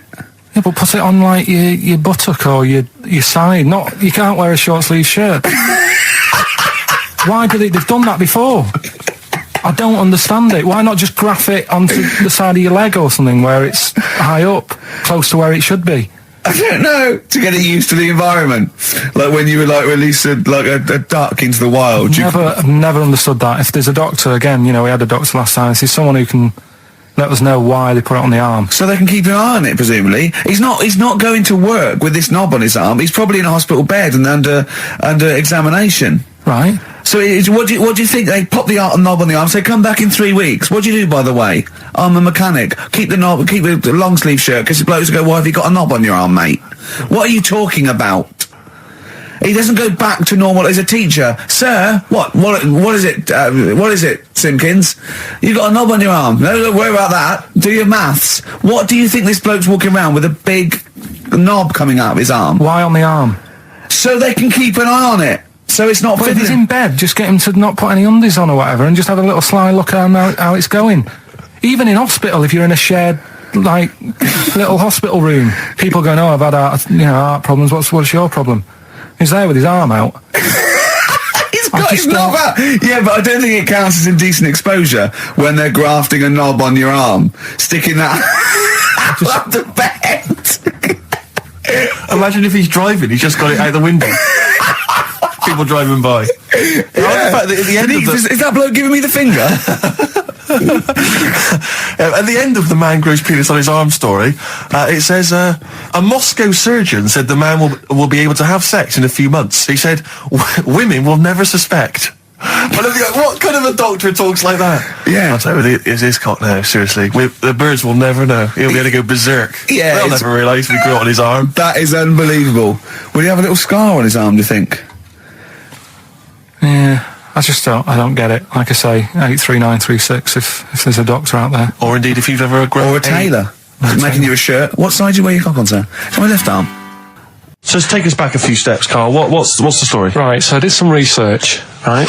Let's just recap again. There was a guy you read about who had his head chopped off. He was guillotined. Yeah. He had said to the people around him, I am going to blink once I've had my head cut off to show the brain that life can still... Or the brain can continue to work after death. Okay, so we queried that. So you weren't having any of it? Well, no, possibly for a few seconds till the oxygen stops being fed to the cells because the blood has drained away. But, nothing spectacular. So right, go on. Well, along the similar sort of lines, right? This is quite a few years ago. This fella sort of upset the royal family doing something, right? Uh-huh. So they said that this isn't good. It wasn't Ben Alton at that Jubilee thing, was it? I can't remember what it was. And they said, right, that was terrible. We're gonna cut your head off. You gotta show people that you can't be doing what you've been doing. What was this? The 1970s? When you say a couple of years ago, you mean maybe sort of... Was it the olden days when the phones weren't very good? Ages ago. Yeah. Ages ago, sure. So yeah, fair enough. Yeah. So very philosophical. Yeah, imagine that when you're watching this. This was literally ages ago. Yeah, exactly. Yeah, Simon Sharma's History of Britain. Yeah. Oh, and even before that, which is yonks before, when it was all mental and different. Sorry, Karl, go on. So he's having his head cough, and he's resigned to it. It's the day before. He's kind of got it into his head now that I'm not going to have my head much longer. Sure. So he said, let's make use of this. Yeah. He said, I wonder how long like the body can stay alive without my head on it, right? So they were like, I don't know. So who were? So the jailers, whoever he was asking. These jailers with one eye. Yeah. Get out, pal. So he said, no, wait a minute. I've got an interesting scientific experiment, jailer. Well, fair enough. What is it? So he said, what I want to do, right? He said, surely it's my last right. I'm going to be dead tomorrow. Sure. So let's do a test. He didn't draw it out this long, did he? Yeah. He said, let's test this out. He said, do us a favour. He said, it's my last day. What I want you to do is you're going to cut my head off. Let's put a white line on the floor. Right. And see if. Because there's no point asking how far he can sort of walk without an head if there isn't a line, because you don't know what to count. Do you know what I mean? If he loses his head and he's running around all over the place, you can't really count That's that. not impressive enough. Yeah. So they said, let's make a white line. Sure. Yeah. Who said this? He did or they did? I think they started to join in with him and saying, well, let's make this a... Sure. You guess it. Go on. So... they got Norris McWhirr down. The Guinness people. Oh. Yeah. So they said, let's get this white line. Yeah. And dedication's all you need. We'll do this tomorrow. And he said, all right, then I'll see you in the morning. I'll see you in the morning. Night, sleep tight. Bye. I love the fact that Karl knows exactly what was said. Yeah. That's beautiful. Yeah. He doesn't know the story or what order it's in or when it he was. knows exactly what was said. But he knows the intricacies. All right then, see you in the morning. Bye, little kissy. Oh, I'm not like that. Oh, you joker. Don't let the bed bugs fly. Yeah. Anyway. So he gets up. Do you want a paper tomorrow? No, I'm all right. Go on. He gets up and they say, right, today's the day and that. And he said, well, I've got used to the idea. So here's a white line for you. Got used to the idea. Go on. So they go, right, you ready then? And he said, I go on. And they cut his head off. And the body walked 32 steps without a head. Wow. 32 steps. Incredible. And that's the lesson, really. Did it get as far as it walked along the white line, did it? Yeah, it stayed along the white line, did 32 steps, and then started to stumble a bit, and it just fell over. Yeah. But, it was a test that your body can still keep alive for a little bit. Yeah. When you've lost your head. Absolute twaddle. Absolute twaddle. What do you reckon you can do then without an head? How many steps? Nothing. There'd be muscular spasm, right? Yeah. It would twitch a bit. You could not distinctly take 32 steps. The body... don't... Yeah. Is the doctor still on the line? Yeah. The fella that bought 6 parrots. Yeah. And, you could have got 32 steps. Right, so you don't believe that. Doing a bit of line dancing. Right, you don't believe that, but something that you do believe that a cockroach can live a week without an head. It can. Slightly different kettle of fish there. Why? Wow, insect to human is what I'm thinking. Yeah, that difference. There's not that much difference in some insects. Do you know that a snake has a heart and lungs and kidneys and stuff? Go on. No, well, I'm just saying. So? You're making out as if they're a totally different, species. I am making out. I mean, call me old-fashioned. Do you know what you're talking about? I don't want you embarrassing yourself, Nick. Yeah, I am suggesting they're totally different beings. Yeah, that is... Yeah. Now... Karl, the cockroach is a very different thing. The interesting there is that it lives without its head, because a lot of it's on, there's some of them are phototropic, chemotropic, some of them just literally have, irritation and muscle memory. I mean, they do have a central nervous system, but it's very different. So if you lose the head, it bypasses a lot of that anyway. All this is running around. The reason it dies is because it can't take on water. But it's very different to a man, right, having consciousness and then losing that, and the body's still going, no, I think I remember what I was going to do here. Yeah, so I'm going to carefully walk 32 steps along this white line.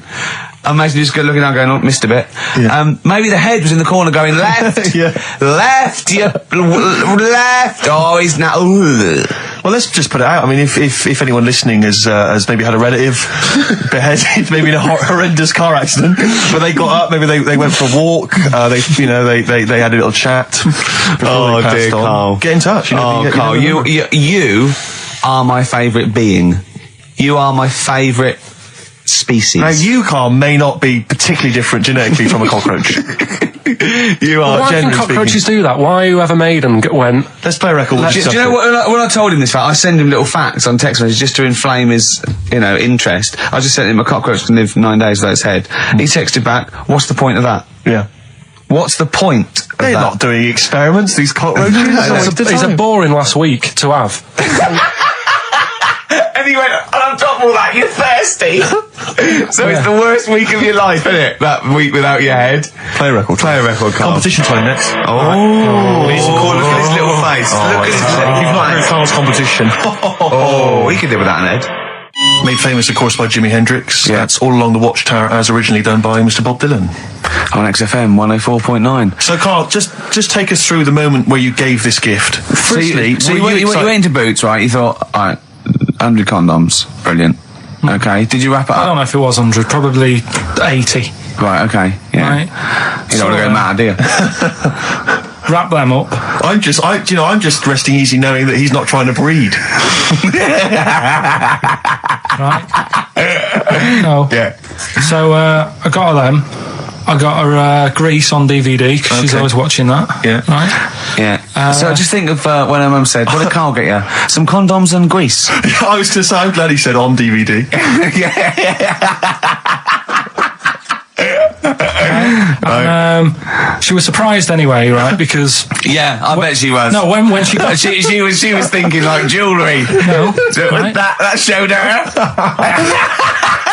That surprised you, hasn't it? All right. So hang on, wait a minute. You thought it was a holiday, didn't you? Yeah, look at your face. You don't know me at all. So hang on. So did you give these on Christmas Day? Right, what happened is she got in from work that Saturday, right? And I said, look under the tree. Knackered. Oh, at least it's Christmas. Yeah. At least I'm going to get a little bit.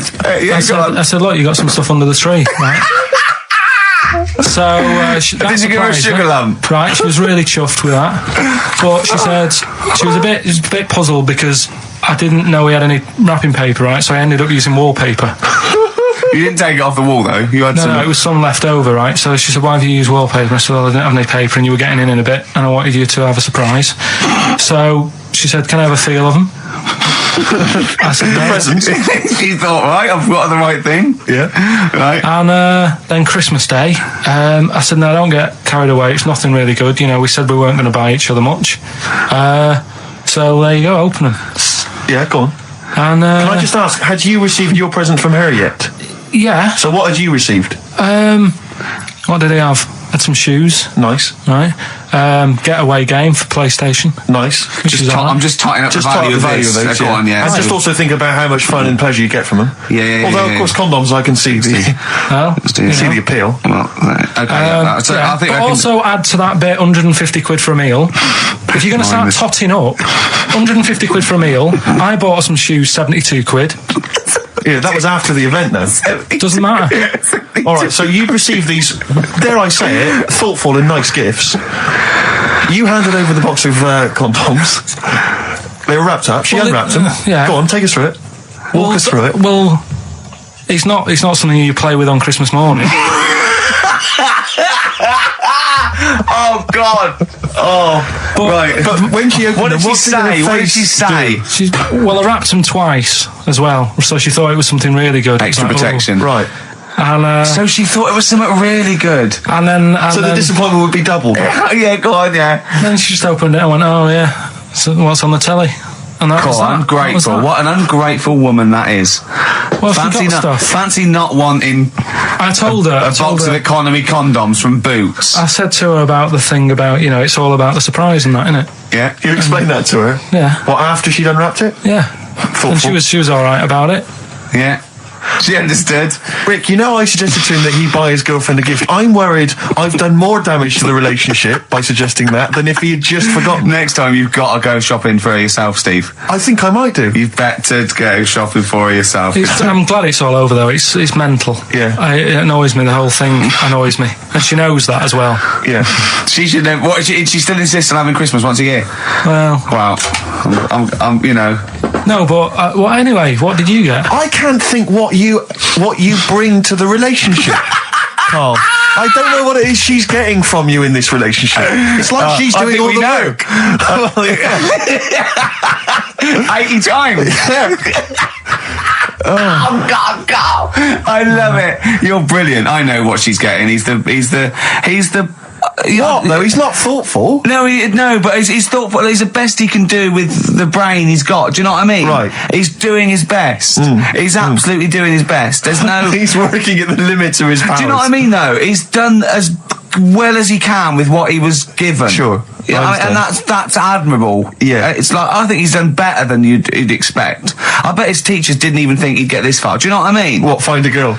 No, well, yeah, a job, a girl. Yeah. Do you know what I mean? Clothing himself. He's done really well. What do you think, Karl? You think you've done well? I think I've done all right compared to some of my mates. What are they doing now? Probably not that much. Do you know what I mean? Mrs. Matthews said I wouldn't be an high flyer. I think I'm doing all right. Yeah. Do you know what I mean? I have a holiday every year.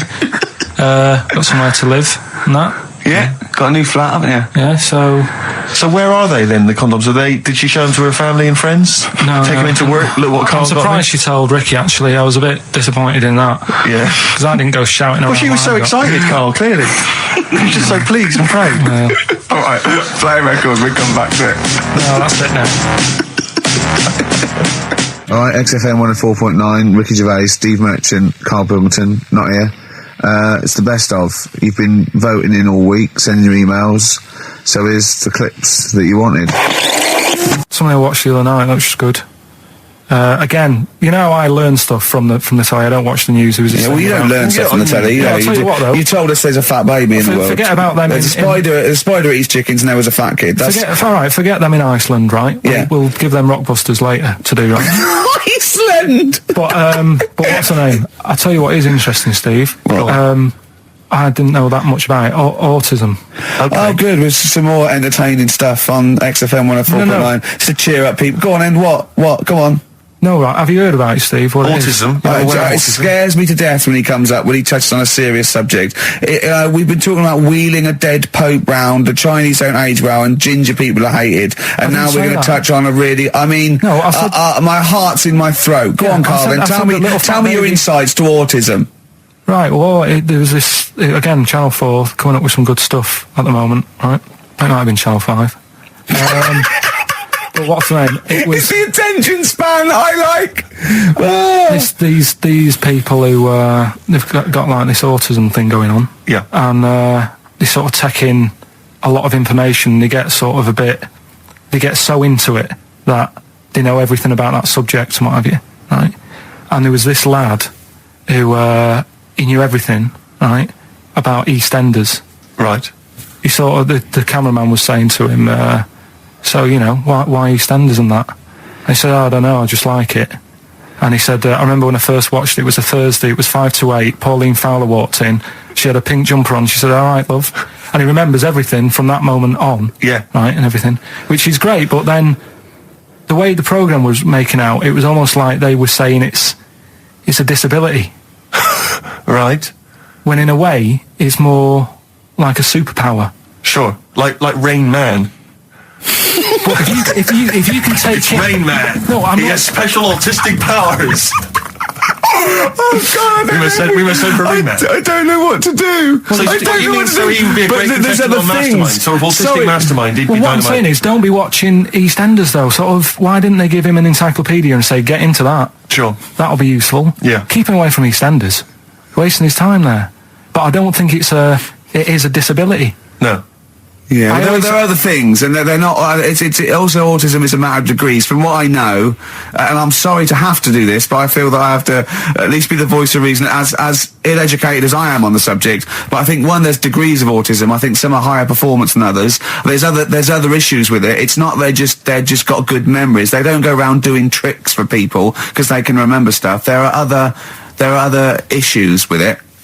Do you know what I mean? Right, well, I mean, they seemed a bit... But you watched the programme, what did you learn? That he knows when Pauline Fowler came in? Yeah, I mean, there was other bits where they couldn't control their emotions and stuff. Oh, that other little bit, yeah. But the main bit of it was he can soak up information and stuff, and I'm just saying, it didn't seem really bad. Do you know what I mean? There's disabilities where people say that's a bad disability. It's like how people say about... This is brilliant. This is just like this is amazing to be in a room with this man. It's incredible. You just wind him up and listen to what comes out. And I'm going to sit back now. I'm not going to defend you or explain anything. Just go on and tell me about the other disabilities that are worse. No, what I mean is how people can sometimes easily get mixed up. How people are scared of like a cyclop. When at the end of the day, he's got a disability. A bloke. Who's scared of a cyclop? No, it's apart from Jason and his Argonauts. Where's this cyclop that you're scared of? No, I'm just saying in history and in books and that. No, not in history. History happened. Yeah. What are you thinking of? You're mixing history with Greek mythology and Roman mythology and every other type of mythology. What do you mean? There wasn't really a giant cyclop that went round picking up ships and throwing them around. That's not history, Karl. Do you think Batman's history? No, but it was ages ago, wasn't it, when we were sort of... No, I'm not saying it didn't happen ages ago. I'm saying it didn't happen. Well, he might have done. What's so ridiculous about a fellow with one eye? In the middle of his head, and he's big and scary and lives in a cave. Why is he scary? Because if he had 8 eyes, I'd be scared of him. At the end of the day, he's got a disability... we'll talk about it in a bit. That's the sort of thing I think we need now, right? We've covered a lot of stuff. What, education? Teaching, yeah. Well, okay, what do you want to know? Don't know.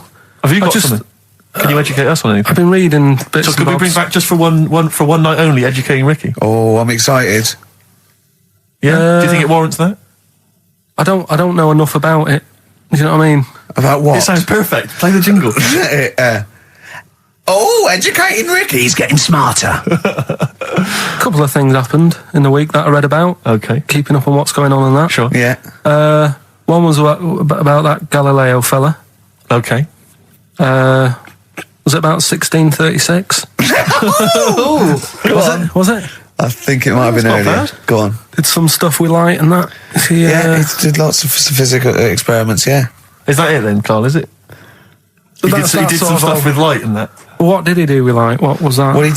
Well, I think he invented the first... Telescope? Telescope. So I think it's a particular lens, though, and he did experiments where he dropped famously two different weighted balls from Pisa, and they hit the ground at the same time, showing that it doesn't matter, the weight doesn't matter, but air resistance does and stuff like that. I think he probably explained it a bit better than that. Yeah, but I'm talking to Karl. Sure. Did they need to know He's stuff? just thinking about pizza. Yeah. Did they need to know stuff like that back then? What do you mean, did they need to know stuff like that? It's just... There weren't people going around going, I've got to drop these 2 things off the bleeding tower of pizza. I just don't know which one's going to land first. Yeah, I need to know. Why do you need to know that? Bring me Galileo. Yeah. It's for a bet. Yeah. No, but if I was knocking about then, I'd be like, stop messing with that. We need a telly. Or, do you know what I mean? I bet he thinks the Flintstones is real. I know. That'd be brilliant. That's what I'd do if I was a caveman. I'd make a telly out of rock. Yeah. And a pelican and a as car a cement that I just mixer. ran along the road with. Yeah, exactly. Yeah, we need a car. Yeah. Well, we haven't really got the internal combustion engine. Can you stick your feet through the bottom? Yeah, just get me a car, for Christ's sake. Anyway, so I learned that. And then... What? You learned his name. Yeah. Other people I learned the name of this week. Oh, if a chimp could watch telly. Go on, Karl, go on. Right. Badly drawn boy, born again. Right, just get this educating Ricky out of the way. So, Turkey, yeah. So what is this again? This is educating Ricky, is the tip included. Right. Apparently a fellow was on holiday in Turkey. He's just having a normal holiday. Weather's good. You know, he's having a good time. Waiters are all normal height. Yeah. He's having his meal. He hears a load of screaming going on in the kitchen. Hold on. Has his girlfriend wandered in there? And they do, With a step ladder. the circumcised people in the kitchen, and apparently... What are you talking about? Whoa. Slow down. We were sidetracked there for a minute. What are you talking about? Well, I'm excited about two things at once here. One, they circumcised people in the kitchen. Two, I guessed it was someone losing the end of their knob. You did, yeah. I started thinking like Karl Pilkington. Extraordinary. That is amazing. Apparently it was going on. It wasn't just a one-off either. Well, when I say a one-off, I mean they did it more than once. Yeah. Right? And there was... it was there for a week, and apparently the first night it was quiet, and then the rest of the week, every day, it'd be like having his breakfast, or even his lunch, or even his tea. Yeah. He'd be doing it all day. Oh. You'd be hearing Lunch and screams. breakfast, fair enough, really. Yeah, Circumcision at tea time. Don't do that. And apparently it's a tradition over there. You can't even make a complaint about it. It's like, well, you should have found out before you come over. See, I can't believe this is true. Sorry, I'm a little bit lost. Believe this is He was true. in a restaurant, in a hotel, and there were people having circumcisions in the kitchen. Yeah. Is that right? I'm even worried that we're bordering on the racist here, suggesting that is tradition, that Turkish people cut the end of their cocks off in the kitchen. Yeah. At meal times. I think you're wrong, Karl. This just sounds ludicrous, Karl. No, I don't think it happens everywhere. Right. I think this Just in this hotel. certain places, certain hotels. certain hotels. What, is it like 2-star? Yeah. Why did he go to the Foreskin Inn? It was his own fault, wasn't it? So that's Sorry, that's it, is it? Have they closed? Wait. That's the story. You educated me, right? Once a fella saw some Turkish people cutting the tip of their knob off in the kitchen. Thanks very much. Thanks very much, Karl. Got any more? Well, there's things you can learn from it. Either don't go to Turkey. No! Don't have calamari when you're over there.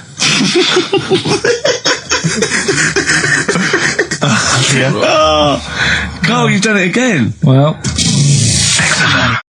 That was the Christmas song. Remember them? Dissing all over the place as usual. Absolutely. Dissing all his mum and everyone. Yeah, it's a little bit of cussing in there, which they bleeped out, thankfully. Karl's in a bad mood already. He's been in about 3 minutes and he's in a bad mood, getting stressed. If you can't hack it, leave. What's the matter with you? no, I'm just saying.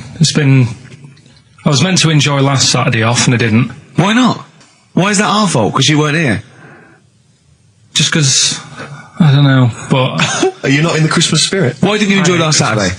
What did you do? I went all the way back up north again, right? Because it was Suzanne's dad's birthday, right? I was busy last week, didn't have time to get him a present or anything. Didn't have time to get him. So I got to Euston Station, bought a card for him, which was a Christmas card, so he wasn't happy because he was saying it's my birthday, and I said, well, I won't be seeing you again.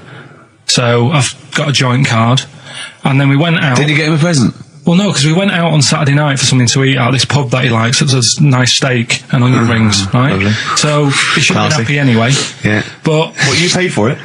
no. But you should have been happy anyway. Suzanne paid for that because it is her dad, right, not mine. So I said, all right, what can I do? I said to her. So she said, just buy a few drinks or something. Anyway, I didn't get around to getting drinks. I can't believe it. Didn't get Can't believe it. round to getting the drink. Right, so I said, right, I'll pay for the cab. Right? Oh, what a lovely Christmas gift that is. Yeah, So £2.50. I paid, no, it was like in 3 quid Manchester there, it is. 3 quid back. So £6 you spent on him. Well, no, I spent more. See, that's what he said. He You said, get the Bolton and back, can't you, for that? He said, oh, you've spent on me £6 for my birthday. I said, no, I haven't, because I gave the taxi driver a tip. I'm a little bit worried about his attitude as well. Because even, I mean, that is a stingy present, but you don't say. Well, let's be honest, that's the worst Christmas gift ever, because, I mean, you're pretty bad, like we discussed in the past, but at least you spend a bit of money. Yeah. It's just thoughtless. Yeah. This is nothing. I You know. haven't given him any time. I mean, I would... And I knew my demographic. They loved it, my yeah, family. the They couldn't scratch believe their luck. You know. Well, a tenner.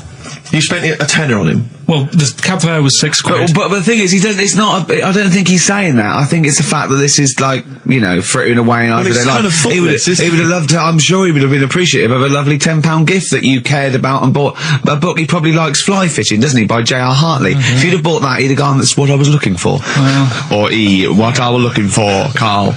Bloody hell, Karl, you little bald twat. That's just what I wanted. So, all right. So just calm down. So what have you got planned for Christmas? Is this what, I mean, are you doing the same approach with Karl, Suzanne? excellent. You've paid me milk bill for this week. That were reet nice. I'm spent this year.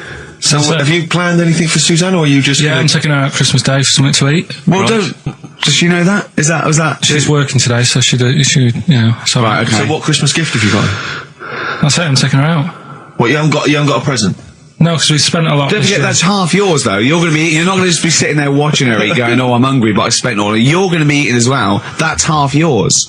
So she's got nothing to unwrap. He's like a cat who's been hit. She's got nothing to unwrap. There's nothing. She's going to hand something over to you, because I've met the woman. She will. She'll hand something over. You'll open it. You'll love it. I might get something today. You shouldn't take me to begrudgingly persuade me to do it. God. Yeah. Right. So. Yeah. Well, I'm gonna try and stick in some Christmas songs. We're not playing all Christmas songs, but I brought in a couple. So this is Christmas, John Lennon, The River, Joni Mitchell, Fairy Tale New York, one of the best Christmas songs ever. Oh, well, what about a bit of Pretenders? That's a good one. 2,000 Miles. Let's hear it. It's the best of. You've been voting in all week, sending your emails. So here's the clips that you wanted. Karl Pilkington in the chair now. The talked about, the acclaimed Educating Ricky. Right, well, just in case anyone's new, doesn't normally listen, basically, I'm educating Ricky. Do a bit of research in a week, find stuff, news, history, anything that's interesting. 3 stories, I give them a nice little headline. You take your pick. Between now and 3, you're going to learn 3 things. Yeah? So, the headlines are, I'll be no buying one of them. Give us that again. I'll be no buying one of them. Nice, okay. Yeah. We've also got Hippopotty News. Okay. And Chicken You Believe It.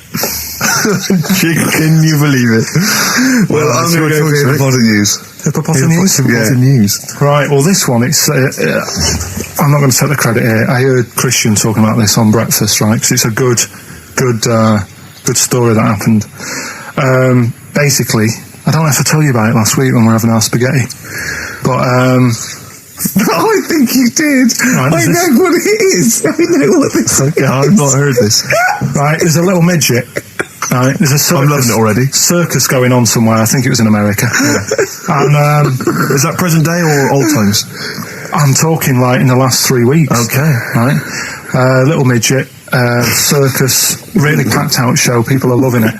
Right, Steve, you'll ask the same question I did. I know.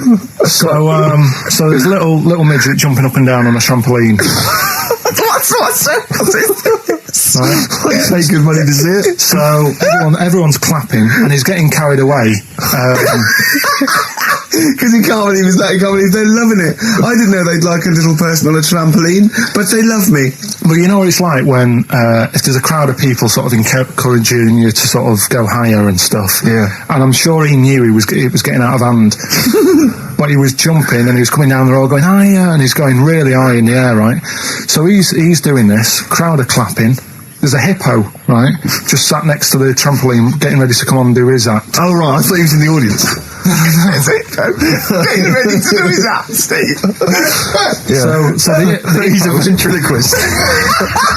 What do you mean he's sitting by the trampoline waiting to do his act? Because why does he sit in the dressing room and they go, 5 minutes, Mr. Muss, 5 minutes, Mr. Muss. So anyway, right, so the hippo's there. He's getting annoyed because the midget's he's going, how can I follow this? This is really annoying. They're going to be, no. So he's thinking, he's already done the trampoline, my pogo stick out, he's never going to work. Yeah, go on. So there's a hippo waiting. See, it's a great story, and I just know he embellishes it or it gets slightly wrong. Go on.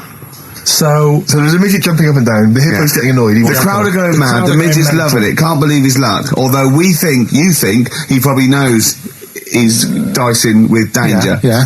So, next thing you know, they're all saying higher. He gives it one big, heavy sort of landing on the trampoline, goes really high, but goes off at a funny angle. Oh, hypotenuse. Okay. Yeah. And sort of flies up. Hypotenuse! Sure. Flies off at a funny angle. Ooh, Hippo's there, swallows him whole. Crowd are clapping, thinking that's why the hippo was waiting there. Rubbish. Rubbish. It's not rubbish, though. But no, maybe there was an accident in a circus with a midget and a hippo around, but at no point was this hippo waiting to go on, going, come on. The midget flew off at hypotenuse and landed in the hippo's mouth and was swallowed whole. This is what you embellish it. That is great. And I have to say though, Rick, when I heard midget trampoline hippopotamus, I was thinking accident waiting to happen. Yeah. So yeah, maybe. I mean, it is that you should never put those three together. Never. It's a recipe for disaster. Everyone knows that. Midget trampoline hippopotamus. Are you mental? You're asking for trouble. Well, you know when he told me it.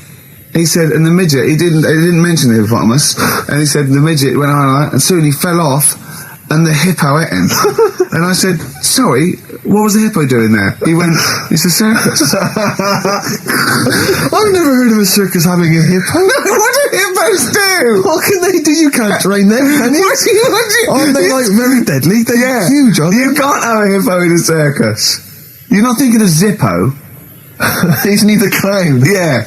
It wasn't some sort of where Zippo was eating a midget and it's some sort of horrible sexual act. No, it was definitely. I heard it on breakfast, right? Okay, sorry. No, it's definitely fact. Yeah, okay, right, okay, good. Well, let's play a record then. Alright, here we are then. Oh, Scorpio Rising, Death in Vegas on XFM 104.9, about 1:05 Saturday. Here we are again then. Ricky Gervais, Steve Merchant, Karl Pilkington. I can't believe our luck. Oh, alright, Karl? Alright. Yeah, so what are we doing today then? Producer. Right. Oh, sorry, I always laugh instinctively when I hear Karl's name and that word. Yeah. Right, well, why is that? Because it is. I had to come up with some new features again for this new year. Okay. I'm excited. What have you come up with? We are the backbone of this show, Karl. Yeah. We'll tell you we've come up with some pretty. What's yours first? Right. Go on. Right, well, Rockbusters. That's old, that's not a new feature. Yeah, but we'll keep it. Right. For so you're bit. just keeping an old feature? Okay. No, it's an old favourite. I'm sure there's a lot of people that are going, phew, I was worried that he'd lose Rockbusters. Rick, I've just come up with a new idea. Why don't we just play some records that we like? There's a new idea for 2003. Yeah. Oh, do you know what we can't, Steve? Because the library's out of order. Oh, yeah, the record label, we can't get in there. We're not allowed to get in there. We had to scrounge something from Capital Gold. So anyway, right, go on. So we got Rockbusters. What are they doing with the library? Are they getting some records in that we want to play? Is that their new idea? I know. Let's get some records in. Yeah, they're thinning out the Gina G. Yeah. 4 non-blondes. Goodbye. Give that to Foxy. Go on. So sorry, Karl. We'll do. We started Do We Need 'Em in 2002. Do we need 'em? Do we need 'em? Yeah. We'll continue that. Got a new one, haven't you? Explain that later.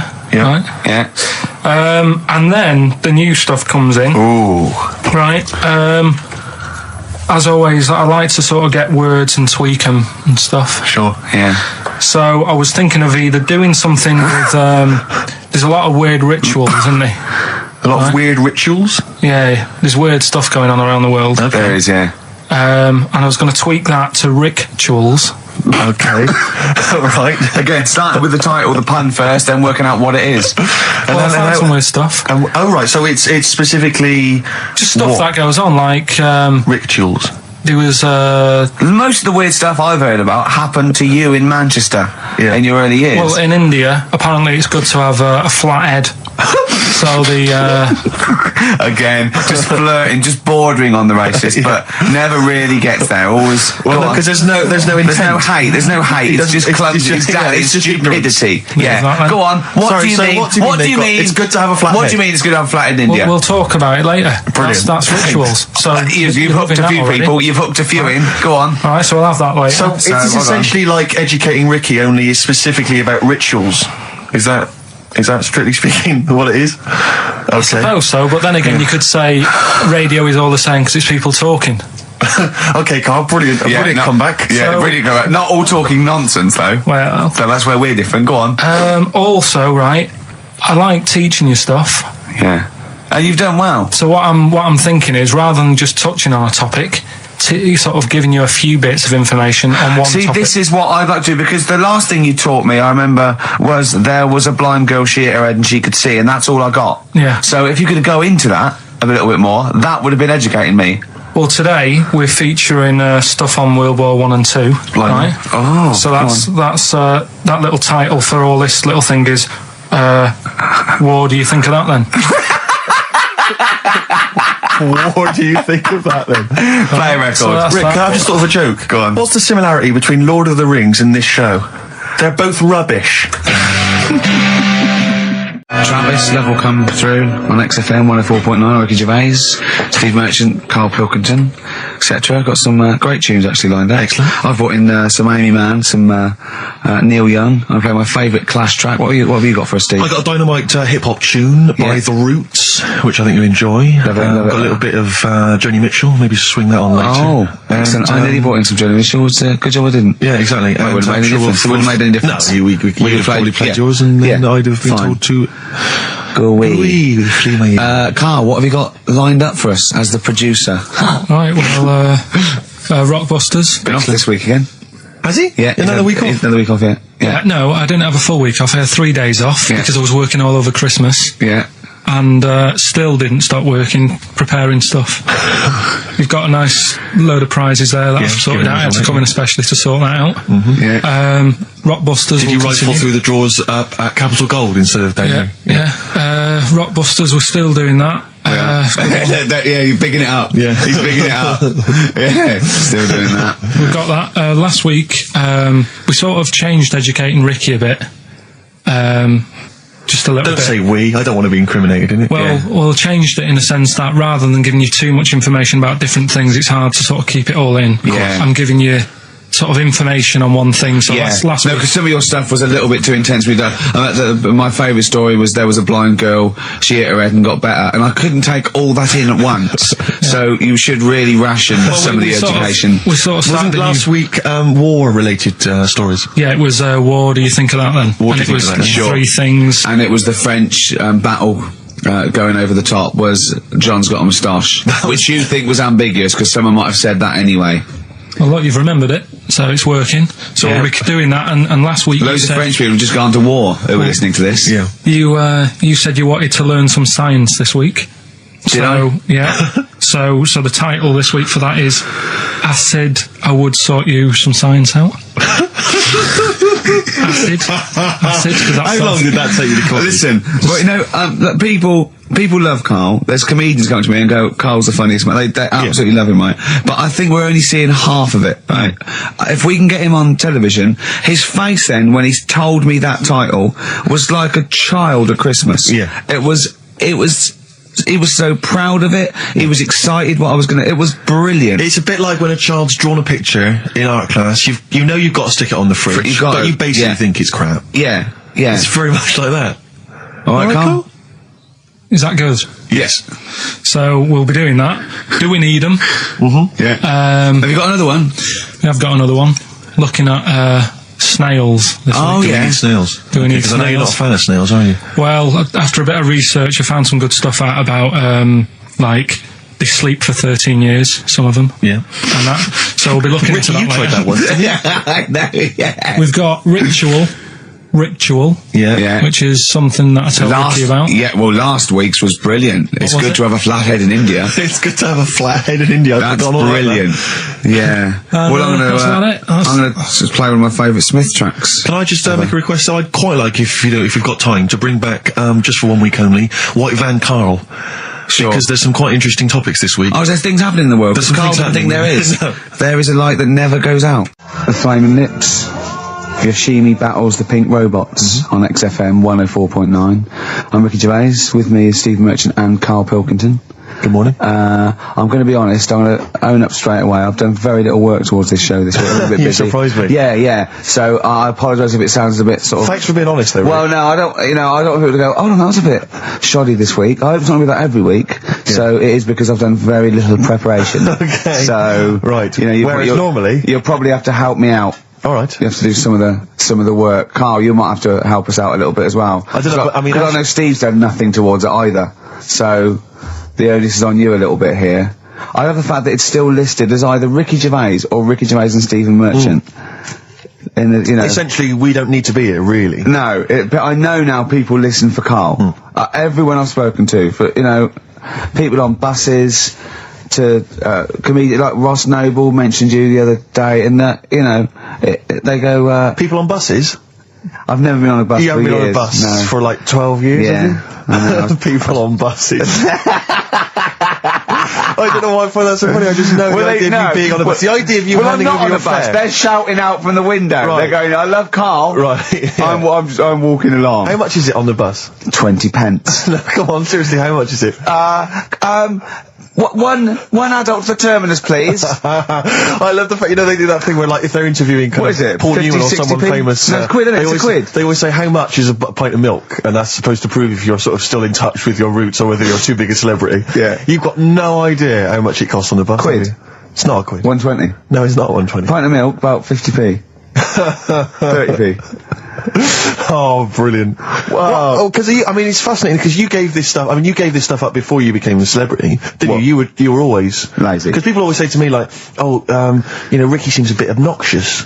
Who says that? Well, no, they say, no. Who comes up to you and just says that? The guy on the tube did it. I swear to God, it came up. He said, I was watching an interview with Ricky. He said, he's not a nice piece of work. I went, he said, no, I've got friends like that. And it's like, they're always talking, they're a bit irritating, and you sort of let them off because they're your mates. But I was going, well, hang on a minute. He went, well, two things, it's sort of my job talking, and being interviewed, essentially you do have to talk. Yeah, so about yourself. If that's his only criticism, then I'm not too bad. No, he didn't think you were funny either. He had a whole list. I'd say a list, a petition. It wasn't Dickie Anderson, was it? It wasn't Richard Anderson. I hope he's listening. He's our biggest fan. I'll tell you what, Mock Turtles need a remix by Fatboy Slim, don't they? Mock Turtles? It's a great tune, but I'd love to hear it remixed. Yeah. There you go, Feeder, just the way I'm feeling, XFM 104.9, I'm Ricky Gervais, Steve Merchant, Karl Pilkington. We've got a great show lined up this week, haven't we? Go on, what have you got planned? Well, I've got songs from David Bowie, Thin Lizzy, Gene, AC/DC, you heard Feeder there, you got, Smiths, all that. We got a great feature, a new feature, we spoke to Karl in the week, and we worked out a new feature where, people are gonna give him sort of like problems to solve. There could be scenarios, there could be management scenarios at work, problem solving, things like that, organising things. He's a very good organiser. So I'll tell you what happened. He's dropping Do We Need Him because he's getting fed up with scientists. He thinks there's a conspiracy and they're getting together and they're never going to lose an animal. Right. So he's just fed up with that. Rockbusters, we've got some great prizes. Well, have you seen them yet? No. Be careful. They're not going to be great. I just peeked in, and all I'm going to say to you is Fools and Horses Christmas special? Not the little one with the little car. With the little car, yeah. Brilliant. That is excellent. Karl, what have you got to say for yourself? Hold on, it was a rollover, wasn't it? Because you really mucked up Rockbusters last time. What was he doing? It's saying FP for the whole thing. No, FD you were saying, and it was Frida Payne. Have you written the clues down this week? Because that seems like an obvious way to improve this. Yeah, I'll write the clues down. A week before he couldn't remember what the answer was. Yeah, yeah. Yeah, but, you learn by your mistakes and that. You don't. Well... So I'll give you a little taster. We were having a pizza in a pizza establishment. When was it? Wednesday or Thursday? Yeah.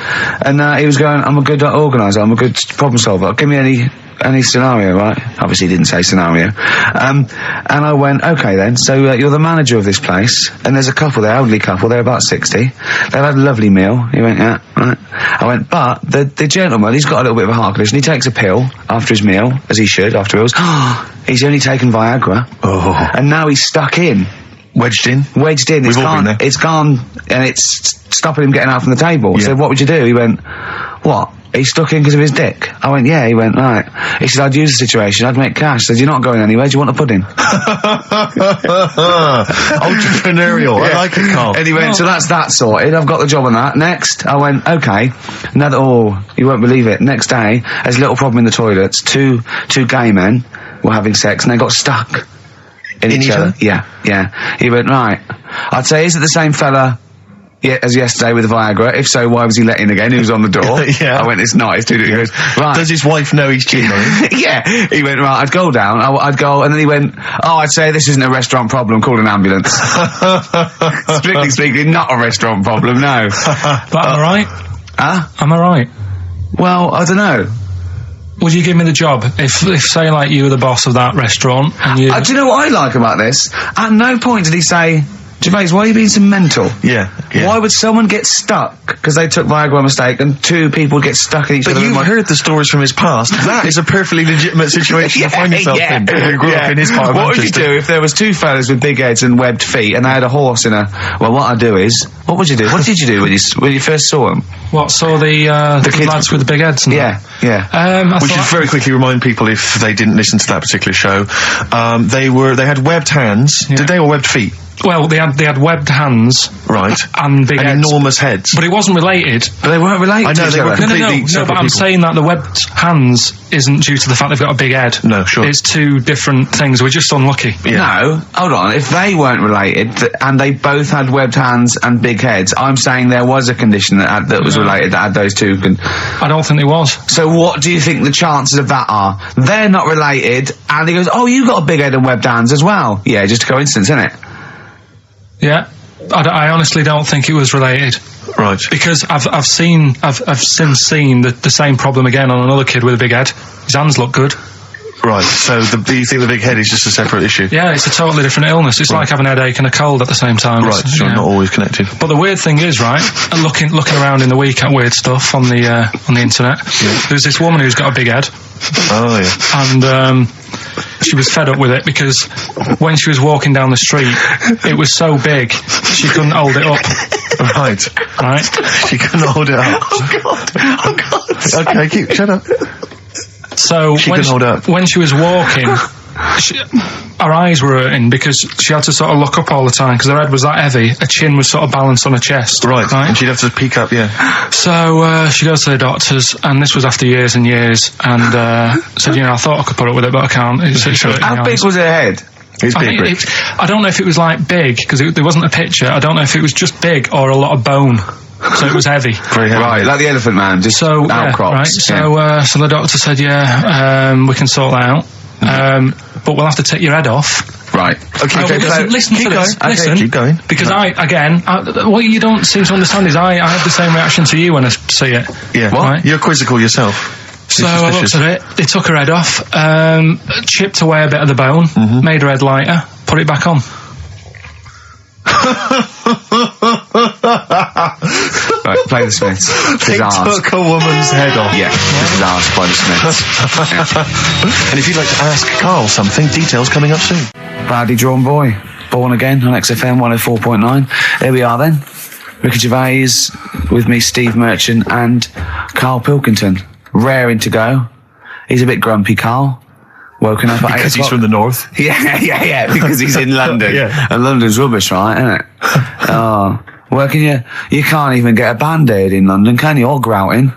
In Manchester, I could walk to the next shop and definitely get some Flash or maybe some Vim. You can't get it down here. You got to go to a trendy bistro, haven't you?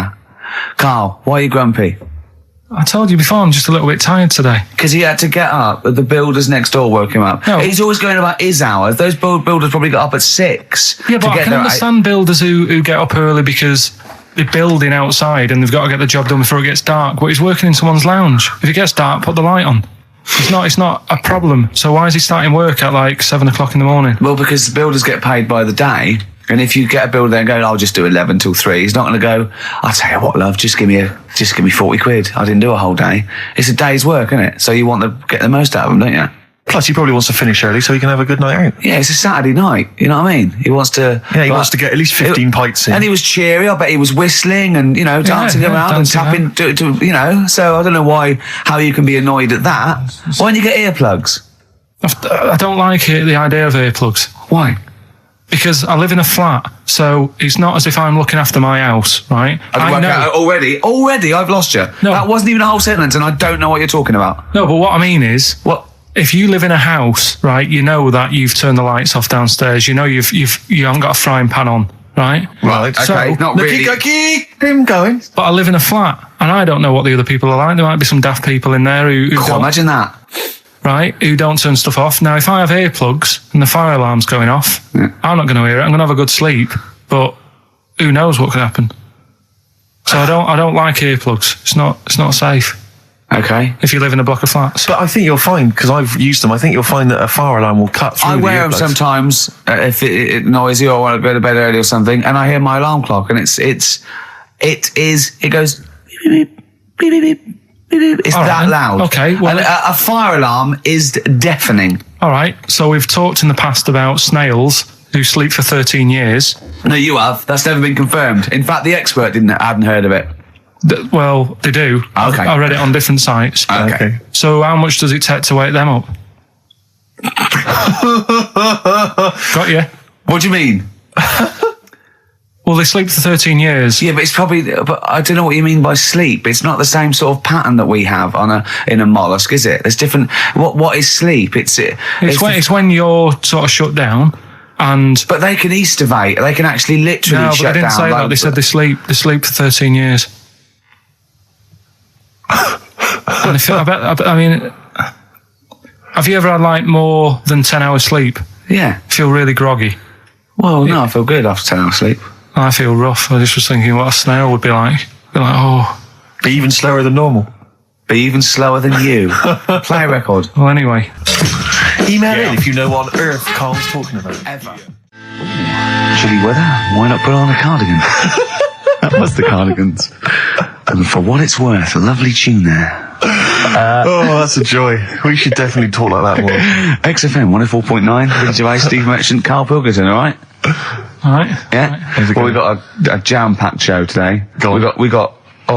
We got so many we got more features than Karl's got on his face. which is about the same as Morph. Yeah. Very few. It's just really a head, isn't it? A little. That's where I've seen him before. More. On Take Heart. Yeah. We've got Rockbusters. That's Have we? still No, going no strong. feelings on that. No, but he's said he's going to buck his ideas up. We've got chimpanzee that. Karl finds an amusing monkey or ape related story.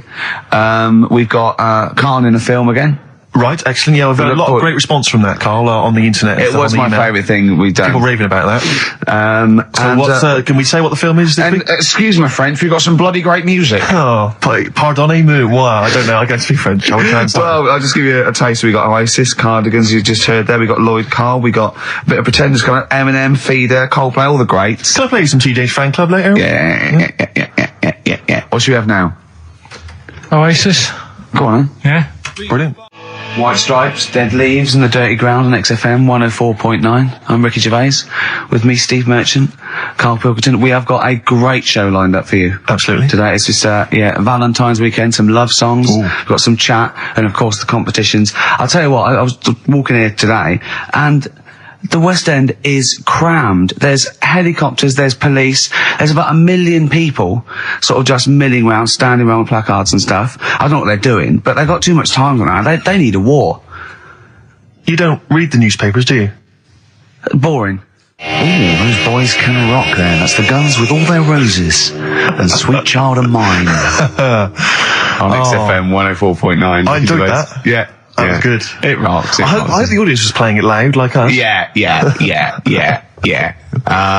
Ricky Gervais, Steve Merchant, Karl Pilkington. Well, look at him yawning. How rude is that? Karl, what's wrong with you, man? Have you been up late? A little bit. Girlfriend was away, wasn't she, yesterday? Yeah, I always have a problem with that. Because you don't go to bed, do you, early? Do you know what I mean? You sort of think... I just always find that thing that if, you're used to living with someone... Yeah. One of you will go, let's go to bed, then you'll go, all right. But when you're on your own, you go... You just forget to go to bed. I just stay up. Okay, stop eating now, Karl. You've had all the food. That's just the plate. All right. Okay. Yeah. No, I stayed up and watched... there was a thing on about Dracula. Right. What, Dracula? And I found a flaw in it. Go on. Not the fact that he's the living dead and and drinks blood to stay alive and he doesn't reflect and he can in mirrors. Well, and you can go on. The mirror thing, you can't look in mirrors, can he? Well, he can look in mirrors, but he can't see himself in a mirror. Yeah. That still doesn't work. Go on. It doesn't work at all, Karl. It doesn't work at all. Well, centre parting's always really neat. His centre parting's always really How does he do it if he can't look in the mirror? Blood on the floor or something it was called. Rubbish. I love the flaw in the Dracula film is that his centre parting's too neat. How did he do it without a mirror? Oh. Was it a documentary about Dracula? No, yeah, it was the real Dracula. Yeah, the real Dracula. It's just a film. It had blood on the floor or something. It's called. Yeah. It's rubbish. From 1970. Yeah. Right, but you say that and watch that. You know there aren't really sure. vampires in that sense. Yeah. Yeah, but it still annoys you that his centre part was too neat. Well, if you're going to do it, do you know what I mean? I'd like to see him with a fringe sort of pushed forward and maybe a hood up, alright? Come to suck your blood and that, alright? Yeah, just bits of tissue paper all over his face where he's cut himself shaving. I can't see. Bloody mirrors annoying me now, isn't it? I'd love to see that. A little mank Drac. That'd be great, wouldn't it? Well, that might be a film that we do in our movie. Mancula. Just getting onto that. Mancula. Count Mancula. Alright? You got any rave? You got any rave music? Got any Oasis like that? That'd be brilliant. He came from Manchester. Please welcome Mancula. Alright? That'd be great, wouldn't it? His hair's a mess. Well, I can't see it in the mirror, can I? Well, we've got a show lined up for you. Sad news for Rockbusters fans. It is going to be the last Rockbusters. Does that mean that we are doing another one and it's the last one? Or We are you've doing scrapped another it one, altogether? and it's the last one. Oh, man. Got a bit of a special one, Steve. Have you? Yeah. It's just sort of done. What, it on, makes sense? No, it's, First time only. no, it's done on accents because I'm running out of like clues and that to use. Oh, is this as good as the Jamaican one? The D-Trout Spinners. The trout spinners. That doesn't work at all. A bit like that. Okay, so go on, what's the gist of this one? Well, it's just I've been the sound effects bit. That didn't really work out. So there's 3 sort of cryptic clues. Yeah. And Sort of cryptic, yeah. it's done on accents, and I've sort of worked down the country. So I've got a northern one, I've got a Brummie one, and I've got a Cockney one. All right, Excellent. we'll look forward to we're that. doing We've that got later. quite a lot of competitions, haven't we? Because you've also got your film competition. He's appearing in The Shining this week, Steve. Excellent, okay. We've also got, chimpanzee that. More monkey news from around the world. Monkey news. Stay tuned for that. But there's one that I thought we could phase in as we phased out Rockbusters. It's an old favourite. Carl, was before your time. XF Family Fortunes. XF Family Fortunes, it's brilliant. Get It owes up on the nothing line. to TV show Family Fortunes. No, it's XF Family Fortunes. You can't get him on that. So we'll be playing that a little bit later as well with 2 lucky people at the public, and we'll be giving away some great prizes, I imagine, Excellent. Steve. Yeah. Go through those a little bit later. Yeah.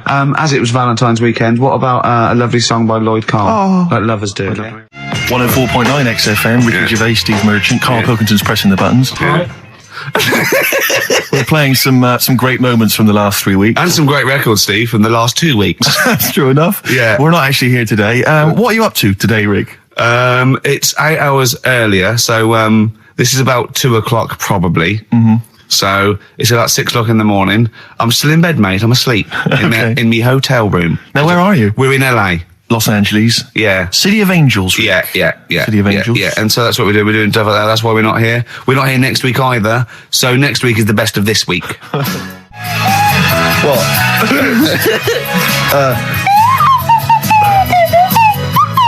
Someone's left one of those little things in here. It's brilliant, isn't It's it? amazing. What are they called, those things? I imagine just there. I was thinking of being in the front row at a Morrissey concert and going, can I just play along?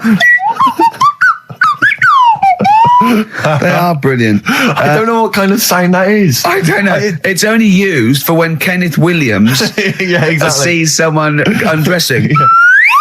Yeah. That's the only time that is used, that noise. Exactly. That is But brilliant. it's like it was specially created for the Carry On films. Yeah, we need, I don't know what it is, but we need something when I walk in and see someone changing. Well, what about this? There is a light that never goes out by the Smiths. I phoned Karl up in the week, and I said, what are you doing? He went, well, even though it's one of my days off, I'm just doing some research on the web. Found anything that said, I'm doing science. And then he said, you can get wigs for dogs in Tokyo. That's his scientific fact. And I went, what do you mean? Dogs, if they need a wig? I said, if they need a wig, what? Dogs going bald?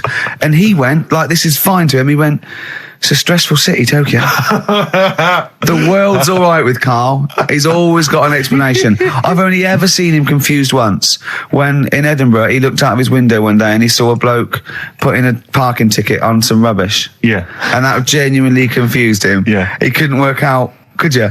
It's a bit weird, isn't it? But And the woman breastfeeding her 8-year-old child. You didn't like, did you? I don't like that. But the what's the name? Animals with wigs. I kind of thought, after I put the phone down to you, I kind of thought about it. Thought, yeah, it's a bit daft, that. Are you sure he's not the ageing pop group? No, the Animals. But when you think, have you ever seen like a bald pet? No. It's weird. What do you mean? Because my mum, we had a cat. We used to get through loads of cats because we lived in a... Oh God! It started early today, isn't it? What do you mean? It's only 10 past one. What are you doing? Running a restaurant? We lived on. Oh God! What do you mean? No, we lived on like a main road. Oh yeah. Right? So we used to get through a lot of them. My dad kept saying, risk. Stop wasting money. It's not. Stop wasting money, not wasting cats. Right. So anyway, we had this cat that was ill all the time, and he was just bag of nerves, probably. Yeah, malingerer. Yeah, I'm terrified. I'm going to which house? Rome. Oh God, bloody hell, Rome. Don't let me go to the Pilkingtons. And he, for some reason, it kept being sick all the time. Right? Yeah, that is nerves. That's definitely nerves. So my mum kind of thought, I've had enough of this, and she shaved it. Whoa. Now I know you're not vets in your family, but what correlation did your mum think there was between you being sick and shaving it? Because it kept being sick, and it was a pain to wash because it kept getting So caught she up. wanted a dry wipe cat. So why didn't she just varnish it? What? It's weird. It's weird. So now he's cold and sick. No, but not all of it. She left sort of the back half, but sort of from its waist, sort of. I love that. Shave it because it's sick on itself. And it was the weirdest looking thing. I mean, normally I like cats. I'm always like giving yours a stroke on the head and that. Yeah. But as soon as she did that, it was like, oh. Yeah. Can't touch it. And then. So now it's sick, cold, and hated. Yeah. Carl. It must have. I mean, the other cats must have been taking the mick out of it constantly. It's just making things worse. Did it get? I'm hoping that it got run over and was put out of its misery. No, I think it got all right, that one. Or is that the? Yeah, it did get run over. It did. Oh God. Oh dear.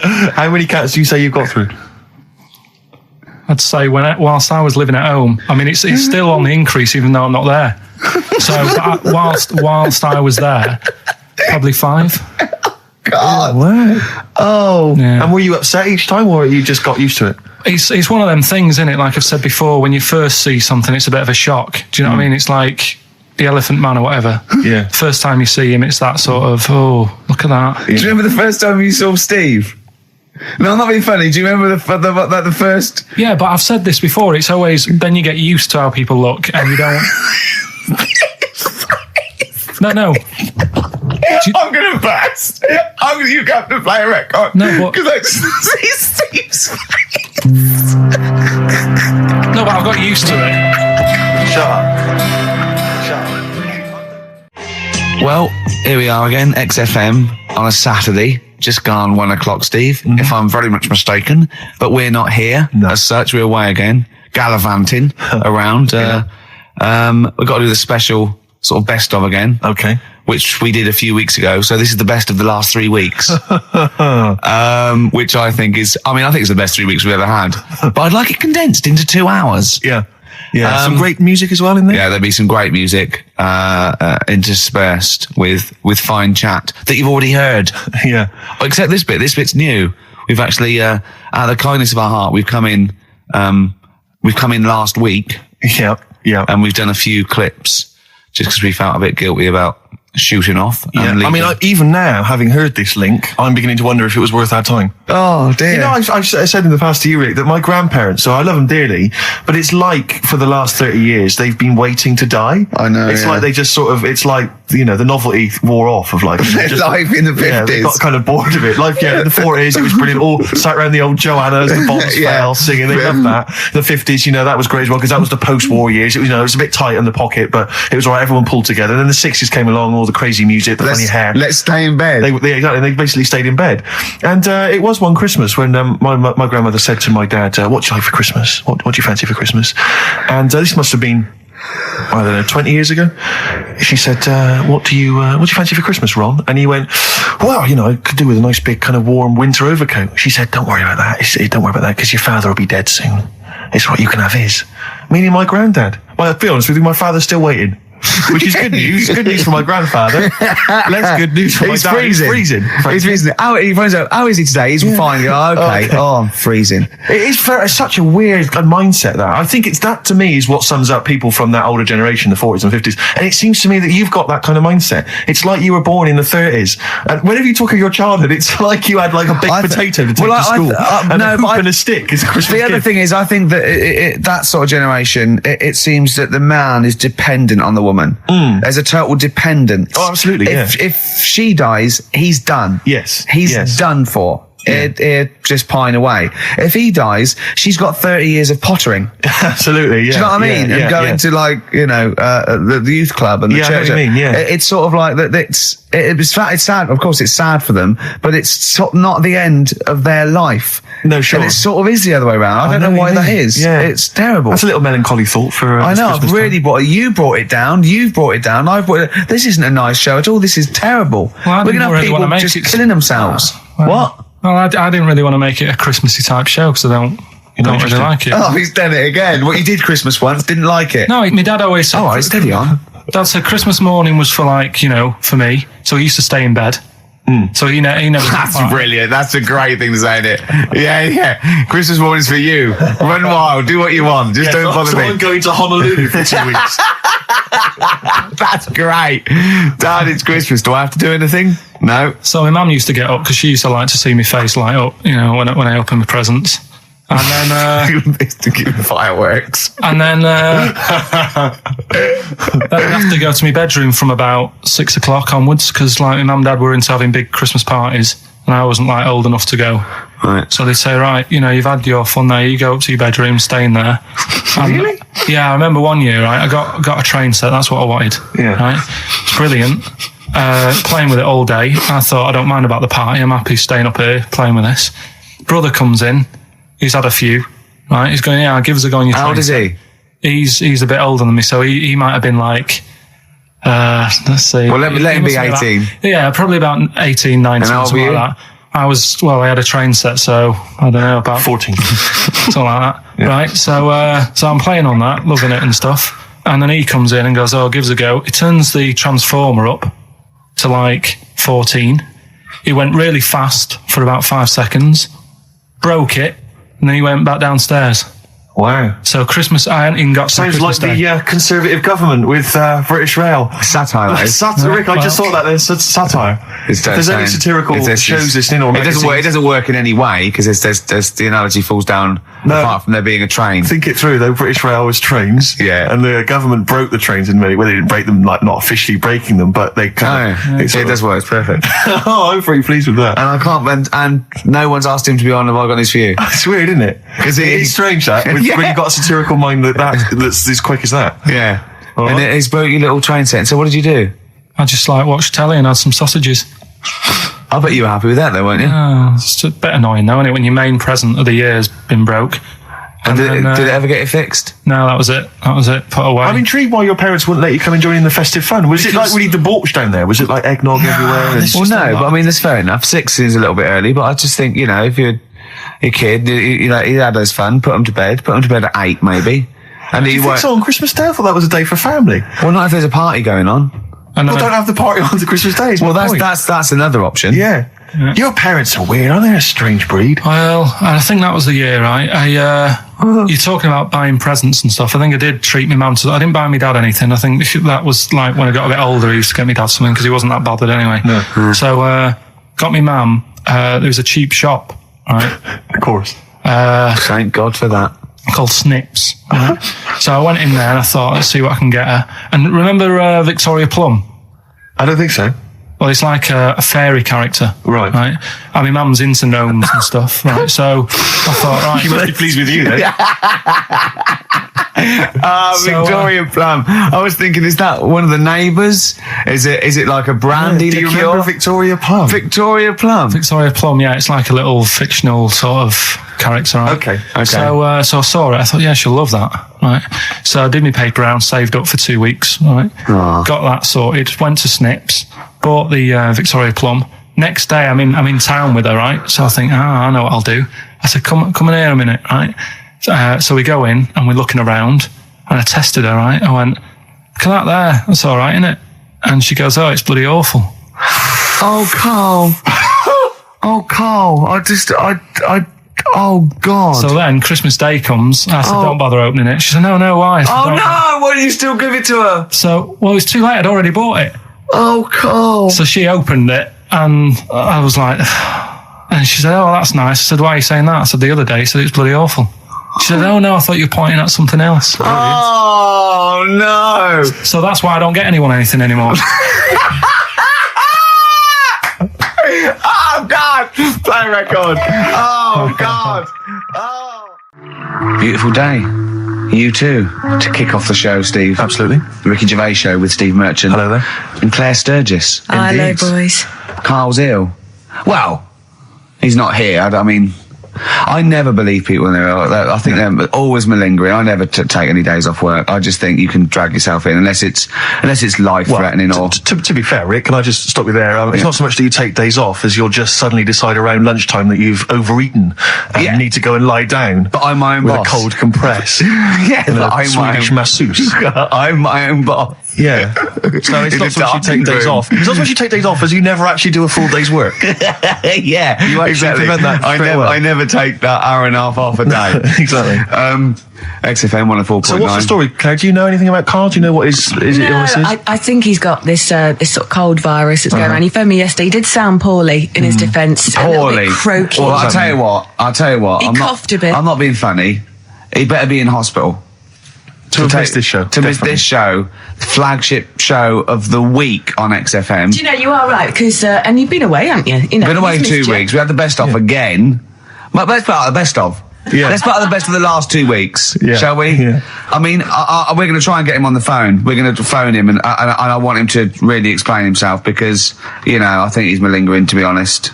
Well, he phoned me in the week and he said, Steve, don't forget, there's a documentary on Friday night about Oliver the Humanzi, the human monkey. He said to me, it's going to be brilliant. And it wasn't. And it wasn't brilliant. It was. I especially stayed in and watched it. I taped it and watched it afterwards, and I've never seen so much hype and desperation. They kept showing the same clip of this chimpanzee that walked upright like a lot of chimps can. Exactly. Right? Yeah. It lost its hair, so it was half human, because all humans are bald. Yeah. So that's the half human bit. It didn't have hair. I'm sorry, humans do have hair on their heads. Yes. The other thing was this desperation to go, could it be half chimp? No. It's a chimp that superficially looks less like a chimp than other chimps. So Lee Evans looks a bit like a chimp. Is he half chimp, half human? No, he's a human who looks a bit like a chimp. That's libelous. Yeah. That's a bit insulting, isn't it? Have you Should we there. just play some music? Yeah, I'm really sorry about that. I'll get back to you on that. TikTok, that's Coldplay and Clocks on XFM 104.9. Actually, can I tell you a Coldplay coming in a couple of weeks' time to co-host Zoe Ball's show? Right, 1, don't ever interrupt me. 2, don't tell them about other people's shows. No. Okay, moving on. Thank you. Please do not mention that there are any other television celebrities on this channel, on this station. We are trying to convince people it's only Ricky. But the interruption was the main thing. Sorry. Well, we can't get hold of Karl, right? We looked, it's got his old number out there. His home number? Yeah, it's a hold on. Right? So we went to the new records. He hasn't even given him this new home number. So something's funny going on. He doesn't want to be contacted. He hasn't given me his home number. I've tracked down a friend who's looking it for us. That phone might ring any moment. I apologise for that. But why is Karl not available? It's interesting that neither you or I, and I like to think of ourselves as being fairly close friends of Karl. Yeah. We have made him the man he is today. We cannot get in touch with him. In the same way that bloke bought Oliver. Sure. I think that Karl is now ours. Yeah, exactly. Well, exactly. I think very much that's true. Yeah. Karl is very much like a humanzee. If we look, we're going to lose contact with him and find him 5 years in a circus in Manchester. Exactly. They're doing experiments on him. Yeah. We can't figure